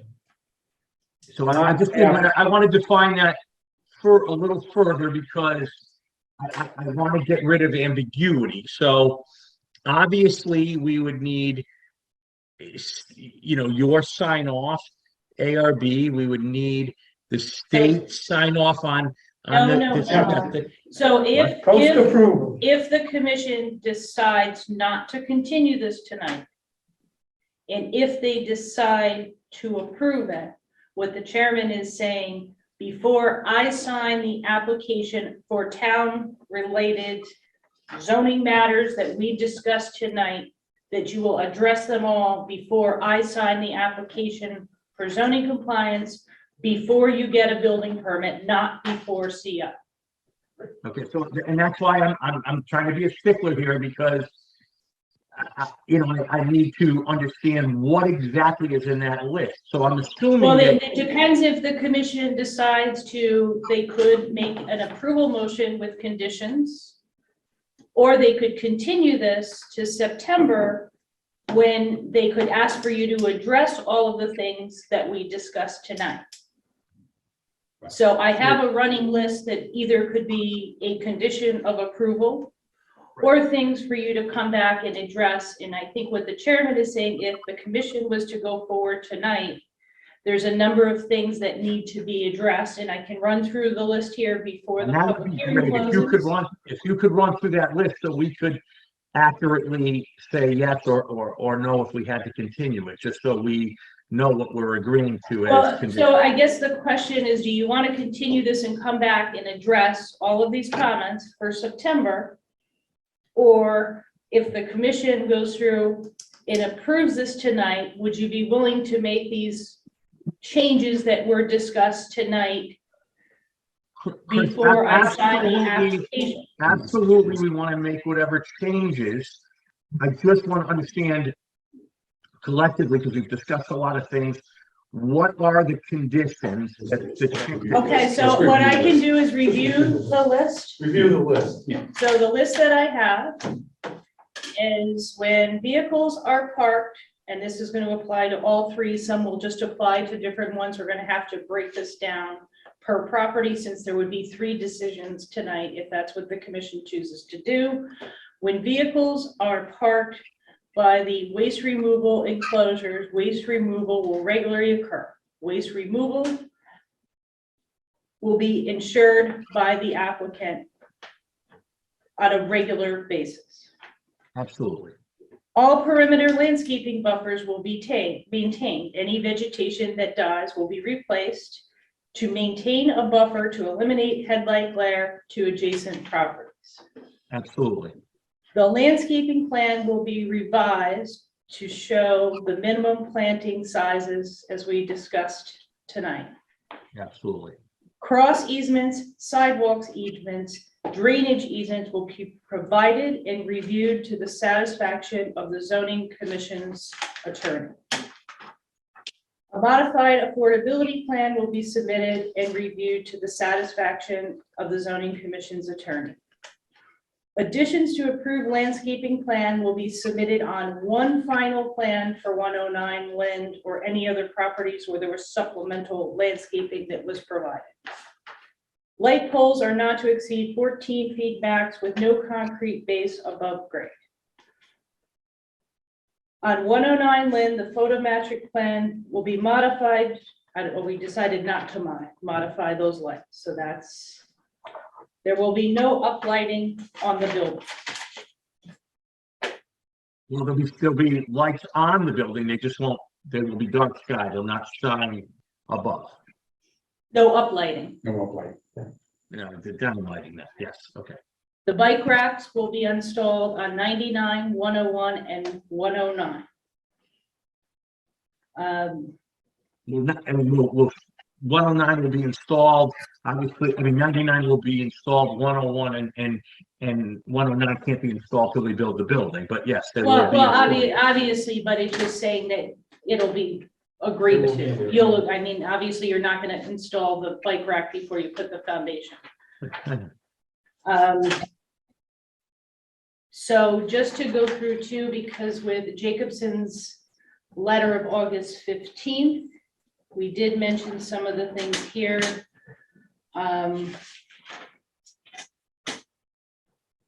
We talked about parking. I think we addressed everything right now for 99.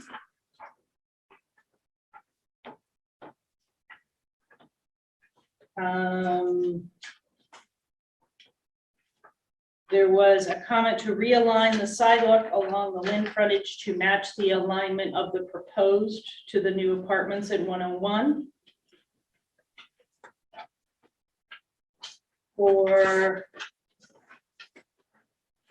101, as previously noted, or all 3 properties to conform with ADA requirements, the proposed handicapped accessible parking space cannot have grades exceeding 2% in any one direction.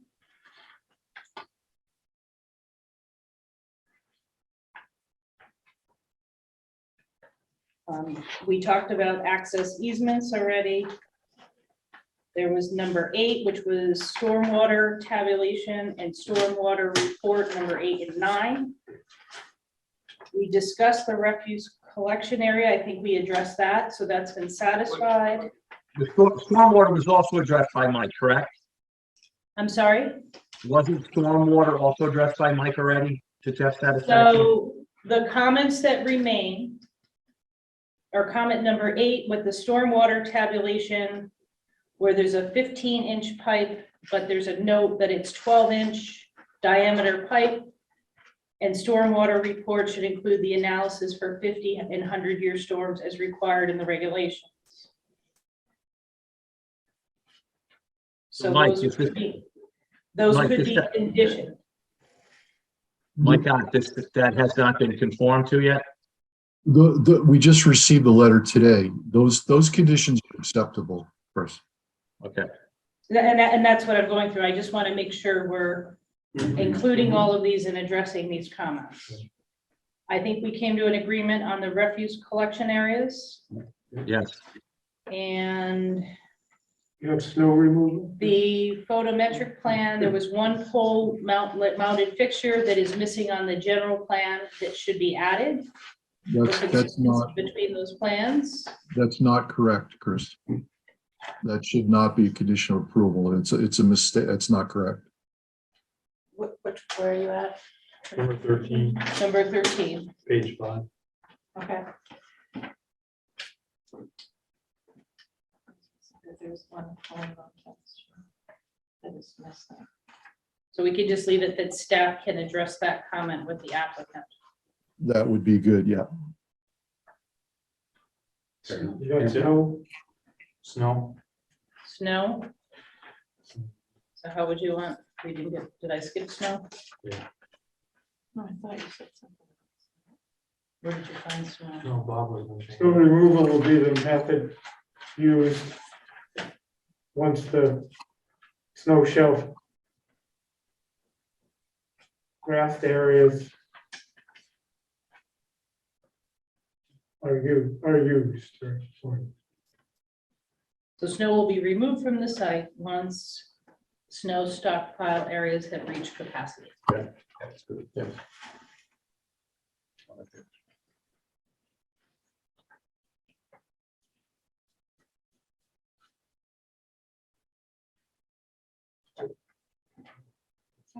So, You can either. so the question goes back to Mike. Are those conditions that you find acceptable if we voted on those tonight, or do you want to extend the meeting into September? Is that Mike Picard you're asking? Yes. No, everything, I really greatly appreciate the outline there. Everything that you've mentioned in this outline is acceptable. I just wanted to make sure we weren't committing to something that was beyond what we understood, but yes, we can do that.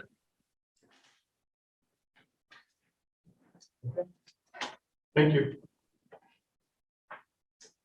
So, next step, Do you want to ask if there's any other public comments? I just, any comments? we from the never really public opened in the favor public of hearing. We just opposition kind to? of jumped into it. Anyone remaining online with comments in opposition or in favor of this application? These applications? None appearing. We'll make a motion to close the public hearing for Hanford Commons application for site plan review and modification of site plan and application to modify and approve site plan at 99, 101, and 109 Lynn Street. All three applications, public hearing is now moved to be closed. Is there a second? Second. Seconded by Jerry Lewis. Any discussion on the motion? All those in favor of the motion of closing public hearings on these matters signify by saying aye. Aye. Motion carries unanimously. Thank you. Do you wish to deliberate on this evening?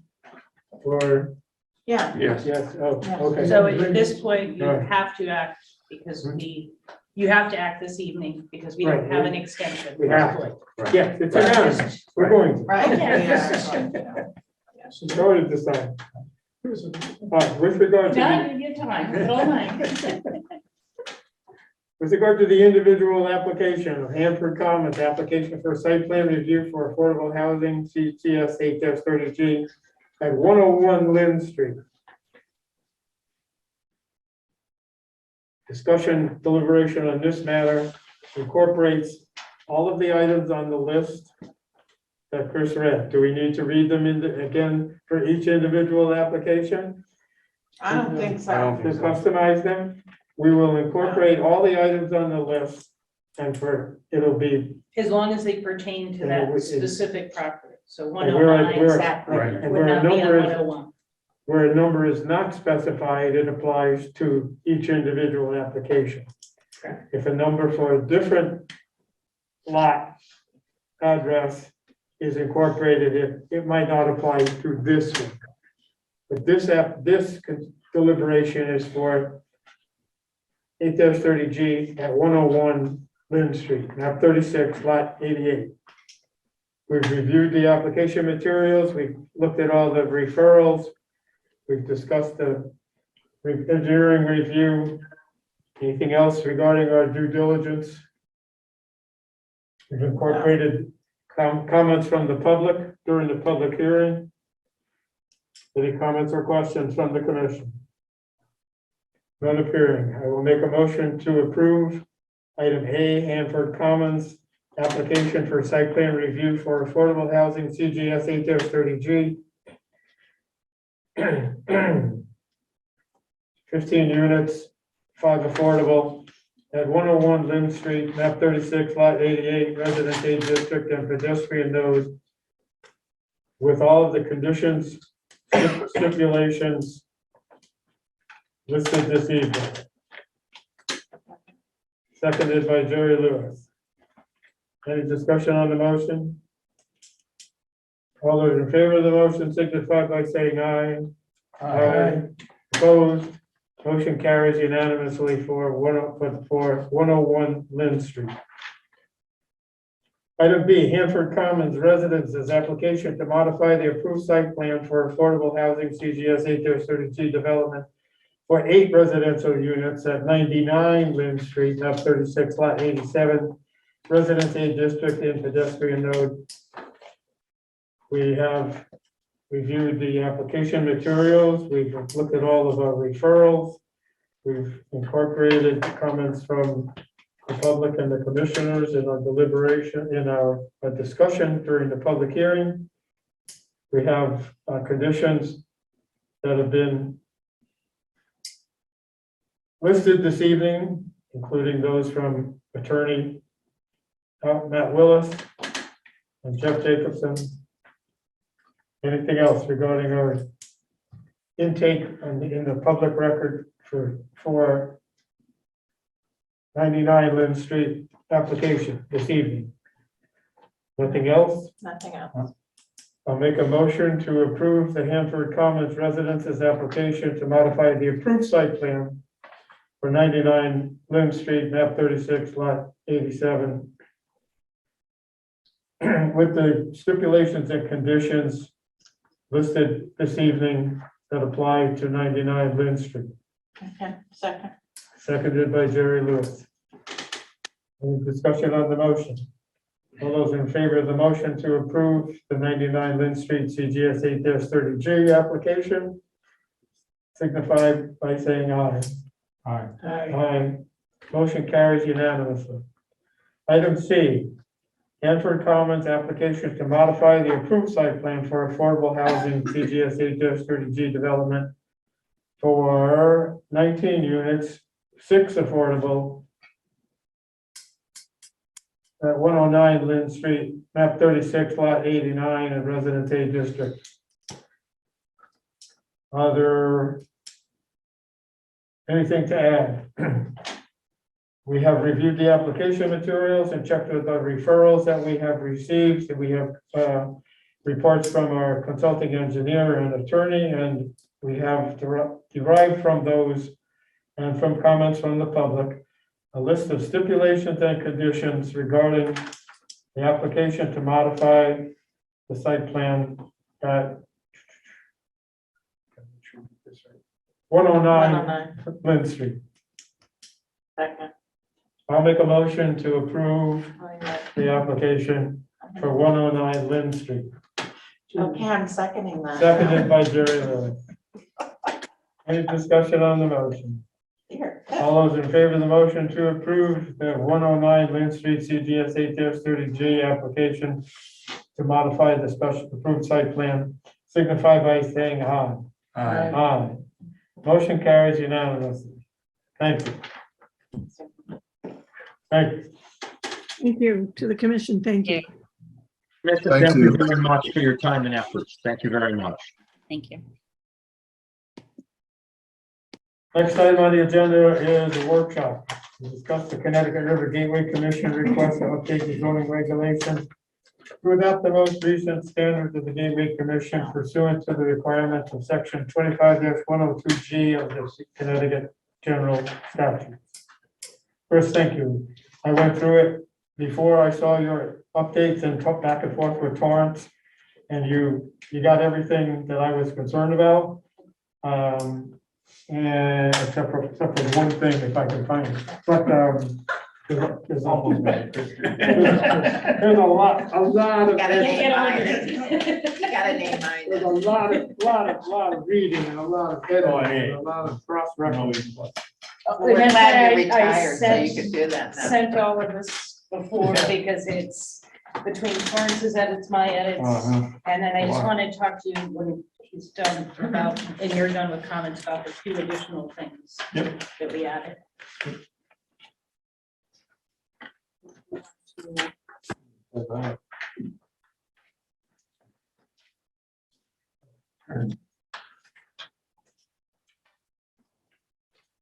All right, so some of the, which one, wait, I gotta find the date, D5. Is there a date on this, on the late? August This 5th, is- 2022 I have, is I in have, the center. I have 8/5. Yes, that's correct. the one. That's the latest one? Yeah. Okay. Yeah. So with regard to the developed area is still in, I mean, there's so many things that are in and out. Yes. So this is a definition. Section Developed 9. area in the Gateway Conservation Zone. It refers on the third line down, it says, construction of greater density than average in the Gateway Conservation Zone. Right, hold on. What is the average? Who determines the average? Is that assigned to the zoning commission to calculate the average? Or is that the So- gateway, is that the gateway's responsibility to calculate the average? So And once an application is approved, doesn't it change the average? So the average is a moving number? So this was the model gateway text. I didn't amend it. I think it's a good point. I don't know what the average is. So the question is,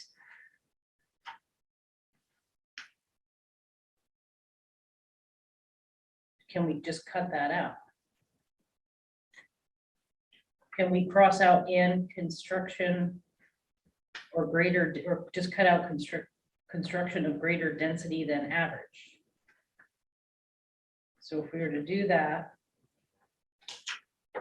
What would you take out? Greater So density than average? it would read, I'm just seeing if it makes sense, an area adjacent to the Connecticut River, which is within the 50-foot riparian vegetation area immediately landward of the coastal jurisdiction line, been characterized by buildings in such a manner to make the retention or replacement of vegetation. So I would cut out from and through zone. I just want to make sure if that reads correctly. And through, So it would be by buildings oh, this one, By in buildings, such a manner so as to make the retention. so take out this, Yeah. characterized by Right. buildings in Yeah. such a manner, right? And take out this this. average Yeah. Right. language. That Okay. works. Well, I was gonna suggest that after the word average, put in as calculated by the Connecticut River Gateway Commission. Yeah. They'll be like, what is that? What does that mean? Yeah, throw it back. Yeah. I'm jumping back. No, you are. Oh, that's one. Okay. On the next page, enlarge and or extend, the wording is repeated in there, Which in any way envelops here. which in any way enlarges the envelope of the Yeah. structure, which in any way enlarges the envelope of the structure. Yeah, I just cut and pasted. I guess I missed that one.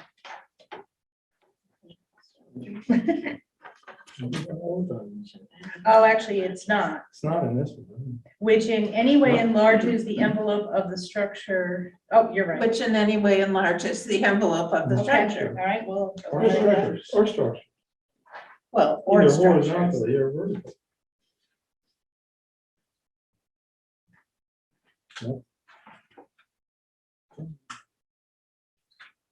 Oh, maybe it's a B plus now.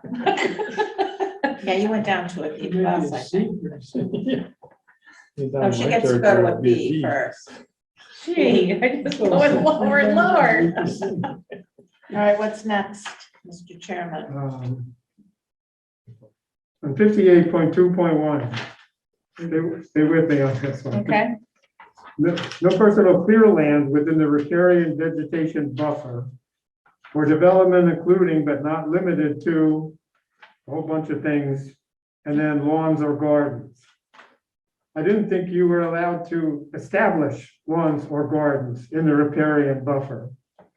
So why would that have to be on the list of things that are purposes for clearing the land that you're not allowed to clear? See what I mean? No person will clear land within. You're not allowed to clear the land to put in a lawn or garden. Of course you're not, because lawns or gardens are not allowed there to begin with. Right. Like, just leave, just. Okay. so- but that's not, would it take care of a non-conformity or in a developed area? Right. You can leave it in there, it just seemed to me to be No, that's a good, overkill. that's one we have Yes, to pick apart a little more.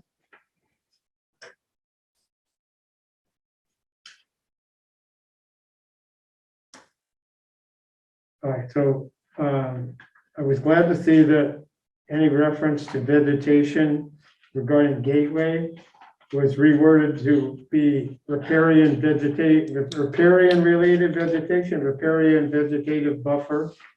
Because we have regulations regarding vegetation in our book, and we allow for ornamental landscaping vegetation.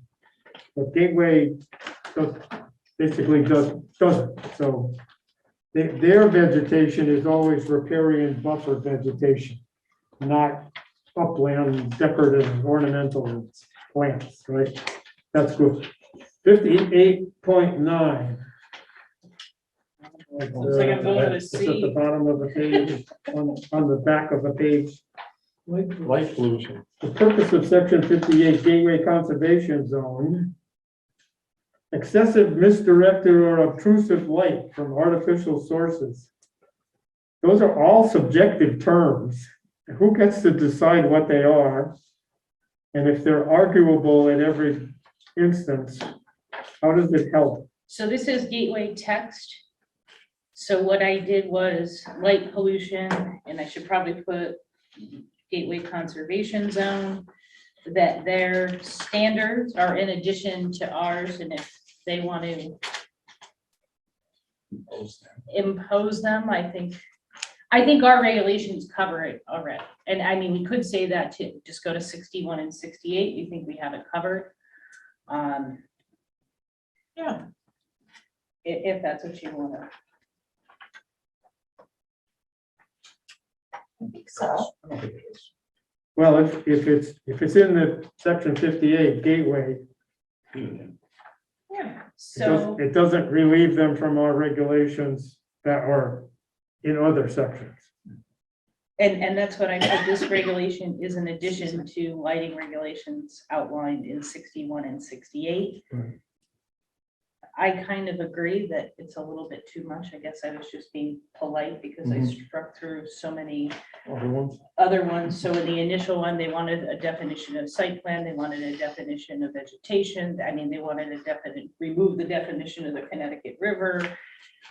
I just thought it was a little bit, I think our regulations cover a lot more than maybe some of the other towns do, or they're tougher. So repeating it, I think, would have just brought us into a situation where we're bound to have some conflict. So I mean, I'm fine with the suggestion of removing it and just rely on our own regulations. I agree. I'm okay with that. I mean, and it's misdirected. I mean, what's a misdirected Misdirection. or obtrusive light? Yeah. Oops. shown into the sky, where we have dark sky downlit lighting regulations. Onto the land or in the water column. So the- I mean, I guess. In the definition section, page 3, last one on the bottom, riparian vegetation buffer, Mhm. natural traditional plant life, indigenous riparian area, and mapped by us, the Old Saybrook Zoning Commission, there we go again, but not less than 50 feet from the coastal jurisdiction line. And then a couple pages later in section 58. Actually, you know what? Okay, yeah. That's a typo, that should be. 58.2, the required riparian vegetation buffer area is 100 feet. That's a typo because I used their model and our regulations tougher, so I didn't catch it. Oh, So it should be 100 feet. Thank got you. it. So have we ever designated and mapped the natural and traditional plant life indigenous to the riparian area? Because in the definition, it infers that we've done that.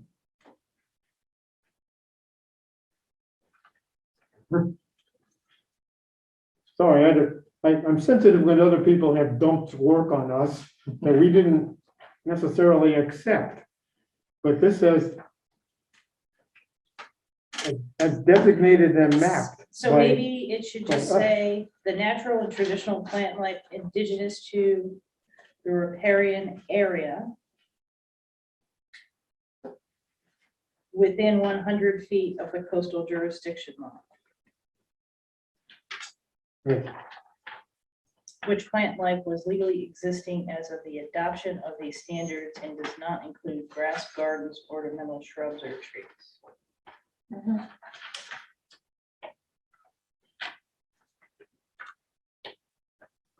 Good. Wait, but let's go through. Which plant life was legally existing at the adoption of these standards? What standards? So the gateway standards that we adopt as a gateway town. So the question is, grass, garden, and ornamental shrub and trees. Are we limiting ourselves to something that we're forgetting? I'm just, you know, this is the thing because they're so specific. Do we just cut that out and leave it up to interpretation?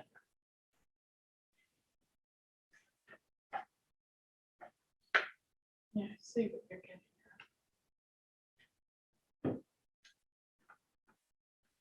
I just didn't want somebody from the view from the river, if there were plants visible, and somebody wiped out all the vegetation, plants and everything, and put in like 3-foot high planter boxes and planted fountain grasses in them, that's not gonna cut it, you know, because from the river, you would still see grasses.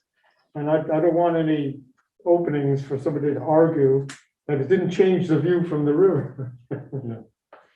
You don't cut down the plants in the 100-foot riparian I vegetation mean, buffer. I guess what are we not thinking of? Grass, garden, and ornamental shrubs or trees, and what else?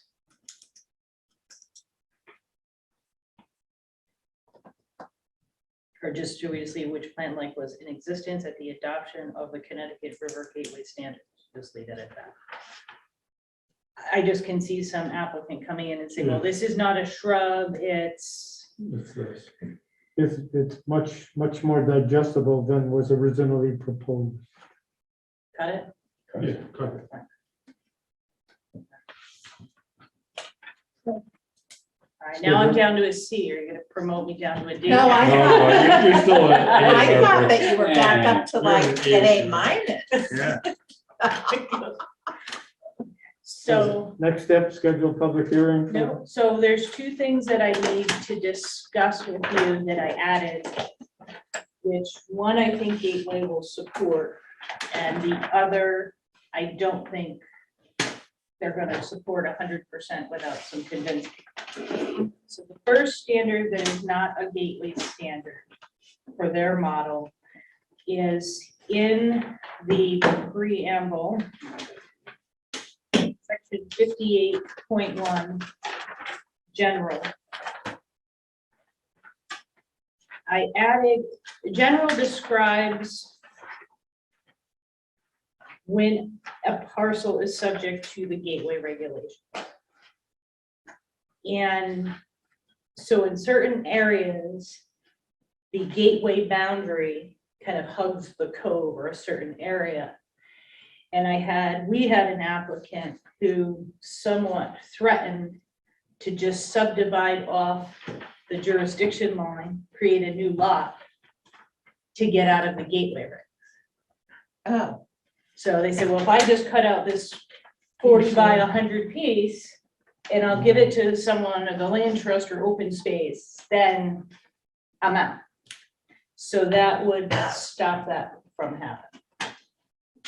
So if you have a lot and a little tiny corner of it is in the gateway, is the It's whole all in. lot is in? So the idea was, well, if I just cut out the piece Right. that makes me in, then I'm out.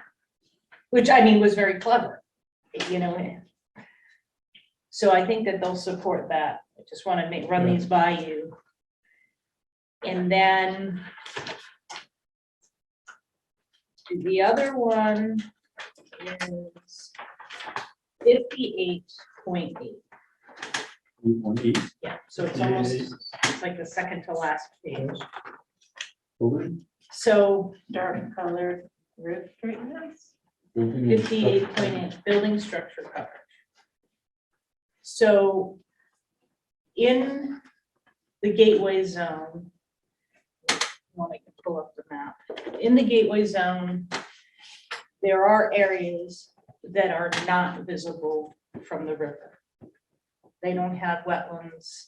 They're so far in that we're coming up with some situations mostly with ZBA.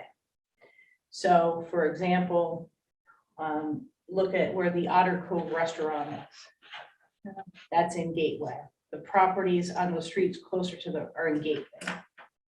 So I mean, and there's multiple examples, but I had a guy who came in with a modest cape, goes through, he wants a 20 by 20 garage, you know, not 35 feet. Well, it put him over the 15% coverage. So now he goes to the ZBA.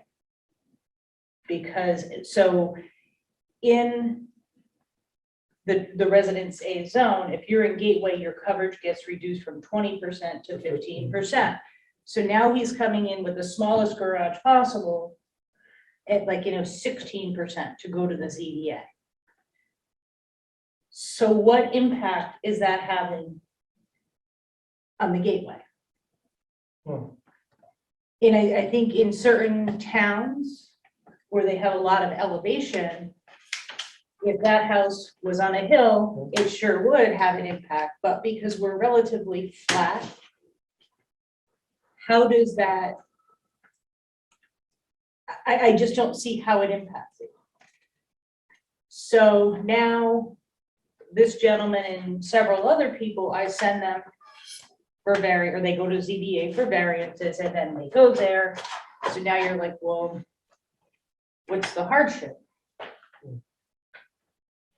So I think the ZBA has looked at these applications. Obviously, they look at what's hardship. My concern is, I think it's putting the ZBA in a situation where if they have an angry neighbor who just doesn't want anything to appeal, and I don't think they should be in front of the ZBA. Why does that property owner, who's not visible, who could be on Essex Road, have to go for a variance because the coverage is 5% less? I don't get it. So what I put for standards, the lot is less than 20,000. It's not adjacent to or visible from the river. The improvements are located on a lot where improvements are not visible as a result of topography, other structures, and location. I just think it's unfair to those property owners. And there's situations where there's someone right across the street who can have 20% coverage, and they have 15% because the line cuts them. Yeah. Into it, yeah. So Makes sense. put that wording in. Okay, so that's why I just wanted to ask, I'm gonna talk to our gateway reps, Torrance is aware of this. And Okay. just say we've had the discussion, I don't think it's gonna go over well, I don't know, but What did I would- Torrance say? I would agree with you. Torrance, I think, thinks it may be a tough sell. Okay, But I also would then go to the Gateway Commission and try to explain this to them. As well as like the chairman of our zoning board of appeals has had Gateway in 3 times. Because things like this garage situation. They don't get, like, they're having a hard time wrapping their head around, how does this impact the I river? can understand, yeah. So they're trying to do ZBA is trying to do the right thing by Gateway, but then they're looking at it and they're going, okay, and Gateway is not objecting to the variance. And they're like, okay, the guy just wants a 400 square foot garage with like a minimal loft. And the guy across the street has one because he's out of Gateway, but. So, I mean, I think I'm gonna talk to our reps. And then maybe go to Gateway and just kind of explain why we're doing this. I just think it puts the ZBA in a position, that they could, 58.8, you have to demonstrate any one of A, B, and C, or all of them. all of them. And demonstrate all of the following. Now I'm down to a D.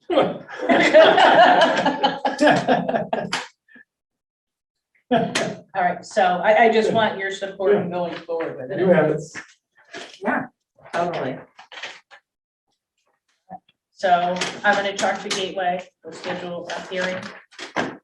And go from there. The one thing that I do need to find out, and Matt Willis or Halloran Sage is the attorney for both the zoning commission and Gateway. So I guess the question that I had, not that we're trying to go against Gateway, but what would happen if the zoning commission approves something it's against what Gateway says, but technically, I guess it could be voided or vetoed. So it's never really happened. And I mean, I don't think anyone wants to I've never had that before, though. get into the situation, but I think it would probably be a good idea just for us to know the answer. Yeah. Yep, Gateway is one of those authorities that can make us require a supermajority. So my understanding is that if we adopt it, and this is where we need legal advice, that they can almost veto our adoption.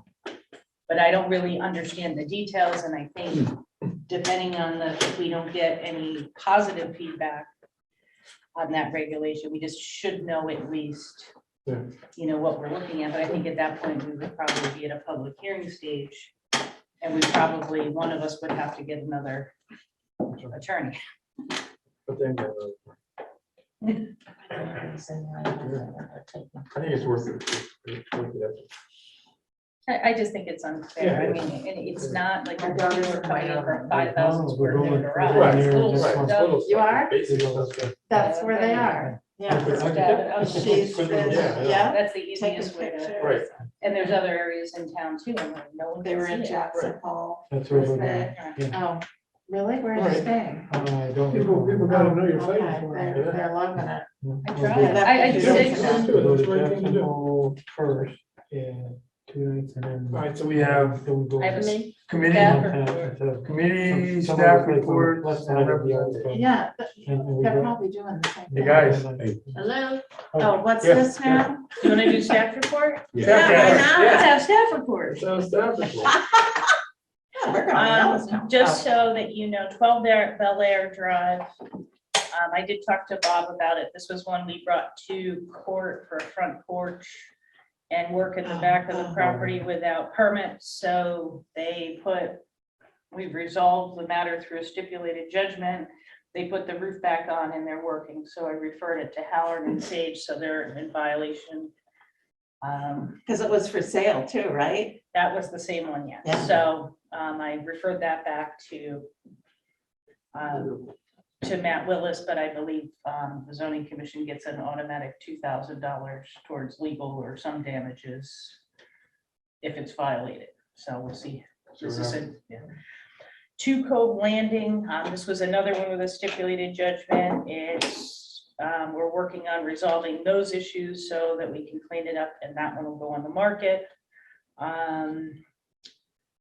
So Johnny Eds, we did get a complaint about music on the sign, but it was for a one-time 65th anniversary. So I just wrote them a letter reminding them that they They can't have music. advertised live music on an A-frame sign.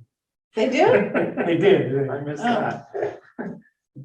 So I think it's a one-time event for 65, so. Anyway, so I'm working with Bob to start some letter writing for the 2023 sign enforcement to say we're coming out of COVID and that we're gonna go coming back. after you. We're coming after you. I guess that's the way to put it. And, you know, just kind of explaining it's been low priority, this is coming, and then I'm gonna work on trying to get as many letters out, you know, in the fall. And then in the spring, depending time, obviously. If we're gonna act like the pandemic is over, then we have to act like the pandemic is over. Just other things so that you're aware, the planning commission and I are moving along with the plan of development. We're now on cultural and historic resources. We have a few more sections and then we'll have a completely new draft of the plan of development, which we will send out. I've also been working with our economic development coordinator and the first selectman for grants to complete sidewalks for Spencer Plain and Westbrook. We're also brainstorming other ideas because there's a lot of grant money out there right now. And the key is to have them shovel ready.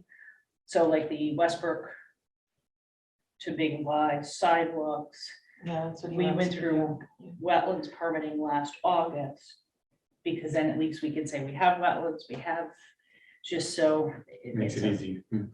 Well, yeah, well, they go through and it's like, okay, you have 60 days to do this and it's just not gonna happen. So the more we can have shovel ready.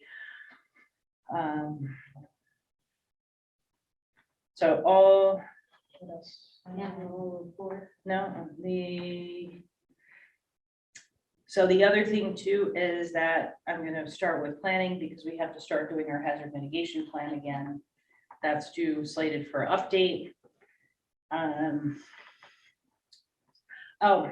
250 Middlesex Turnpike. Atlas, I think I might have sent this to you. They want to replace from their approved site plan. This is the shed site.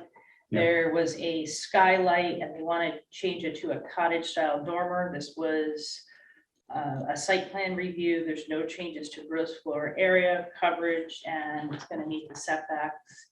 So is it okay if Yes. it's handled administratively? It increases the envelope, but it doesn't increase anything that we otherwise regulate, because we don't regulate the way Gateway does. That's the Hampton Commons guy.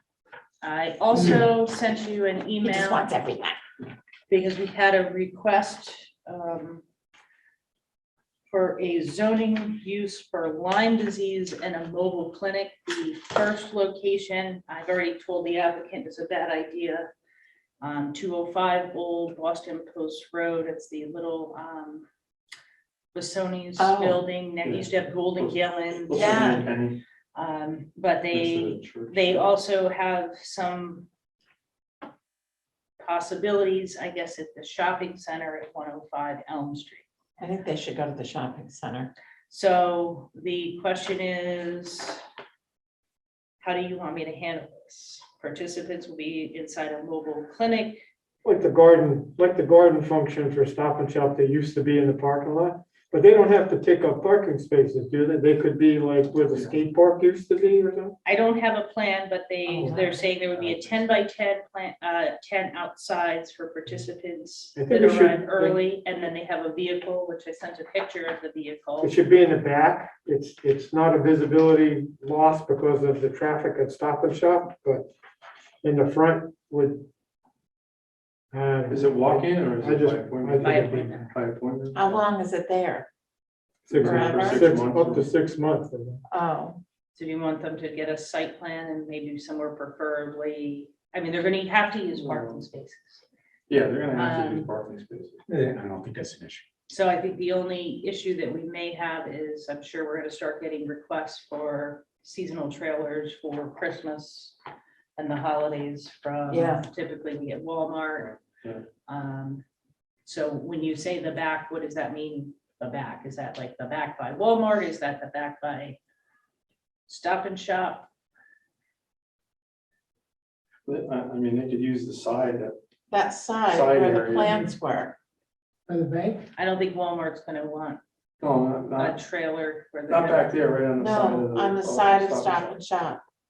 Come out by the floral, go right, and There's a ring road on the stop, where Stop and Shop wanted to put their curbside pickup stuff, where they put some spaces there. over there would be fine. Put I them think over there. employees use it for parking. There's the Plenty of curbside. space. pickup. All right, I'll suggest that and see what they come back with. They go from there. So if Yeah. it's in a reasonable location and they do a certificate of zoning compliance. Yeah, it's so something I think that's administrative. fine. You can go over You can handle it. 19 Bridge Street, we approved the apartment there for Saybrook Point for the employees. I went out there to do the final inspection, and some of the things that came up were, there was a 10-foot, let me just go through two, I have Dave Worston's. In the perimeter buffer, there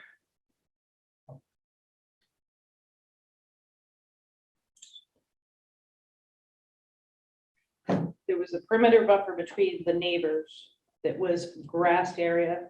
It's now gravel with a fence. Then on the side, well, they definitely need to come back for some type of a modification potentially. So this is the discussion. In that perimeter landscaping buffer area, there was also a paver area put in with an outside shower. There's another fence that jogs the corner, and that is supposedly the correct property line. It looks like there were perimeter landscaping trees planted on the neighbor's property. What else do we have? The trash receptacles, I guess now are being relocated. So the question is, the applicant realizes, and there's more impervious area on the site, in my opinion, than what was approved. So the question is, could they come back for a minor modification without a public hearing? They changed the landscaping, that's major. Okay.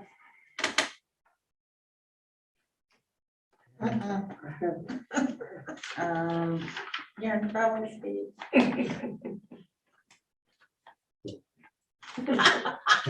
So I mean, I think that's really all I have. I have a question, Absolutely. because I can't find when we approved 745 restaurant.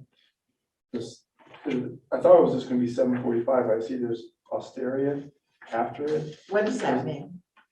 That's the name of the restaurant? Yeah, The 745. number Osteria. 7, then 45 45. and Osteria, I thought it was just 745, I can't I recall. think if it did get changed.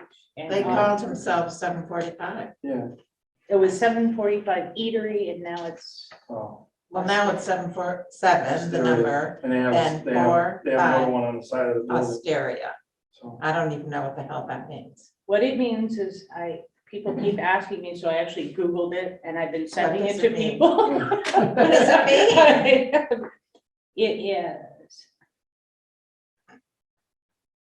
and for Osteria, in Italy was originally a place serving wine and simple food. Lately, the emphasis has shifted to food, but menus are short with emphasis on local specialties such as pasta, grilled meat, or fish, often served at shared tables. And then it goes on and on. Oh, I'm not Some sharing a only- table with it. It's the restaurant. And I did The one on the corner. ask for the opening, and he's thinking soft opening maybe in November. So that's all within what we approved. I haven't been out there because they're Based still on- under construction, so. I'm taking projects Yeah, I one at a gotcha. time, and. I mean, because there's when you no, tackle them all at once, there's no especially question when that they're he's made modifying. that very Yeah. beautiful, that whole area, but I mean, I don't trust the guy at all. And who knows about the restaurant? You can't even, I mean, they have it with the fenced in and you can't even get near it. Well, and I mean, that's, I'm not gonna go out there until they. No. I mean, they have Okay. construction No. fencing Sorry. at this point. So September 7th. That your next, that's Yes. your next meeting. It's hard to believe it's September. That's a Wednesday. We have a continuation of Fine Fettle. We're gonna be downstairs. Yeah, because you're having it on Wednesday. Well, planning is canceling, and I figured either way we could switch with them, so it makes more sense to have it here. ARB is gonna come in with their petition to amend the sign regulations. Dave Royston and Big Y will be here with their 4 gas station amendment proposals. So you'll have a pretty big, I think you'll have a pretty lengthy agenda. And then smoke, which I was told we would have received a week or so ago, has not come in, but I'm trying What to. about the one that was put off today? They Discussion, asked to go on the second meeting in September. They have Second some meeting in more September. work to do. Who was gonna be? CGCT, the Oh. former Benny's location. And that's why I interrupted, That's because why I started they looking and I'm both- like, Yeah. either, Like Royston and he was on. I thought knew. either they thought they were on for Max's place or, and then I forgot we canceled or they requested to cancel. Apparently they forgot too. Anything else you have for me? No, you get an A. Chris told me that it's time to write an article for Saybrook events. There's still some time left to do that. And I thought we could do something about the marijuana legislation changes, but not with Fine Fettle still on the calendar. I thought we'd be done, but, so that's out. So we could do something on 8-30G and transit-oriented development type stuff, or any other suggestions? Would be nice to get in the magazine. Yeah, that's, well, good, you're secretary, you can write. I just did it for, believe it or not, the Essex Annual Report, because I'm Essex Rotary. And I did theirs. And it was a pain in the, Well, anytime you think of articles, there's something because we're always looking, we haven't put one in a while, but I think we should. we're so busy with what's going I on know. application wise. Send some lines to me and I'll Okay. All right. see what I can do. You got her. Well, I Bullets. want to do, Bullets. I think we need to do it. Yeah, send me some bullet points, because I think we should. We haven't been in it in a long time. Okay. I mean, the other thing too, we could talk about regulation changes or maybe do a different spin on things that we try to do to help people, but they may not feel that way because it's a regulation. You know, I mean, it's. You might, Yeah, I don't somebody would know. say yes and We somebody wanna would be say good no. neighbors. Get the other half. Yeah, yeah, so that's a hard one. The 8:30 and mixed use transit district, that would be good. People understand that. It's a statewide topic. Yeah. Maybe just something on what it means. We, Explain Yeah, what that's an And then HRG maybe we means. get some We're doing numbers and much say, better well, than our most. 830G units are 3,000 a month. Yeah. I know. Oh, well, how much are they? Oh, they start at 2,800 a month. Really? And they don't include anything. That's affordable. And that's the affordable ones. Oh, my God. I know. Wait. Hanford Oh, Commons. really? Ouch. Is Yeah, that full by the way? Is that right? First one? No. No? not Well, full, but I don't they're know renting what the away. number is for the affordable, but I did hear The from state someone has who to- looked there, I think at an at-rate unit, they're about 3. But they are gorgeous. They are gorgeous. Well, so how about Joe Ren's? Those two, I mean, I didn't ask. those were 2,000 a month and they're like living in a box. But they were also very nice and upgraded. The one They over were the Essex, 2,000. over the Essex. Yeah, those were 2,000 a month. Including Maybe it's nothing. small. Are we adjourning? Including nothing. Motion to adjourn. I was looking at Jerry's. All in favor? Yeah, we're adjourned. Unanimous.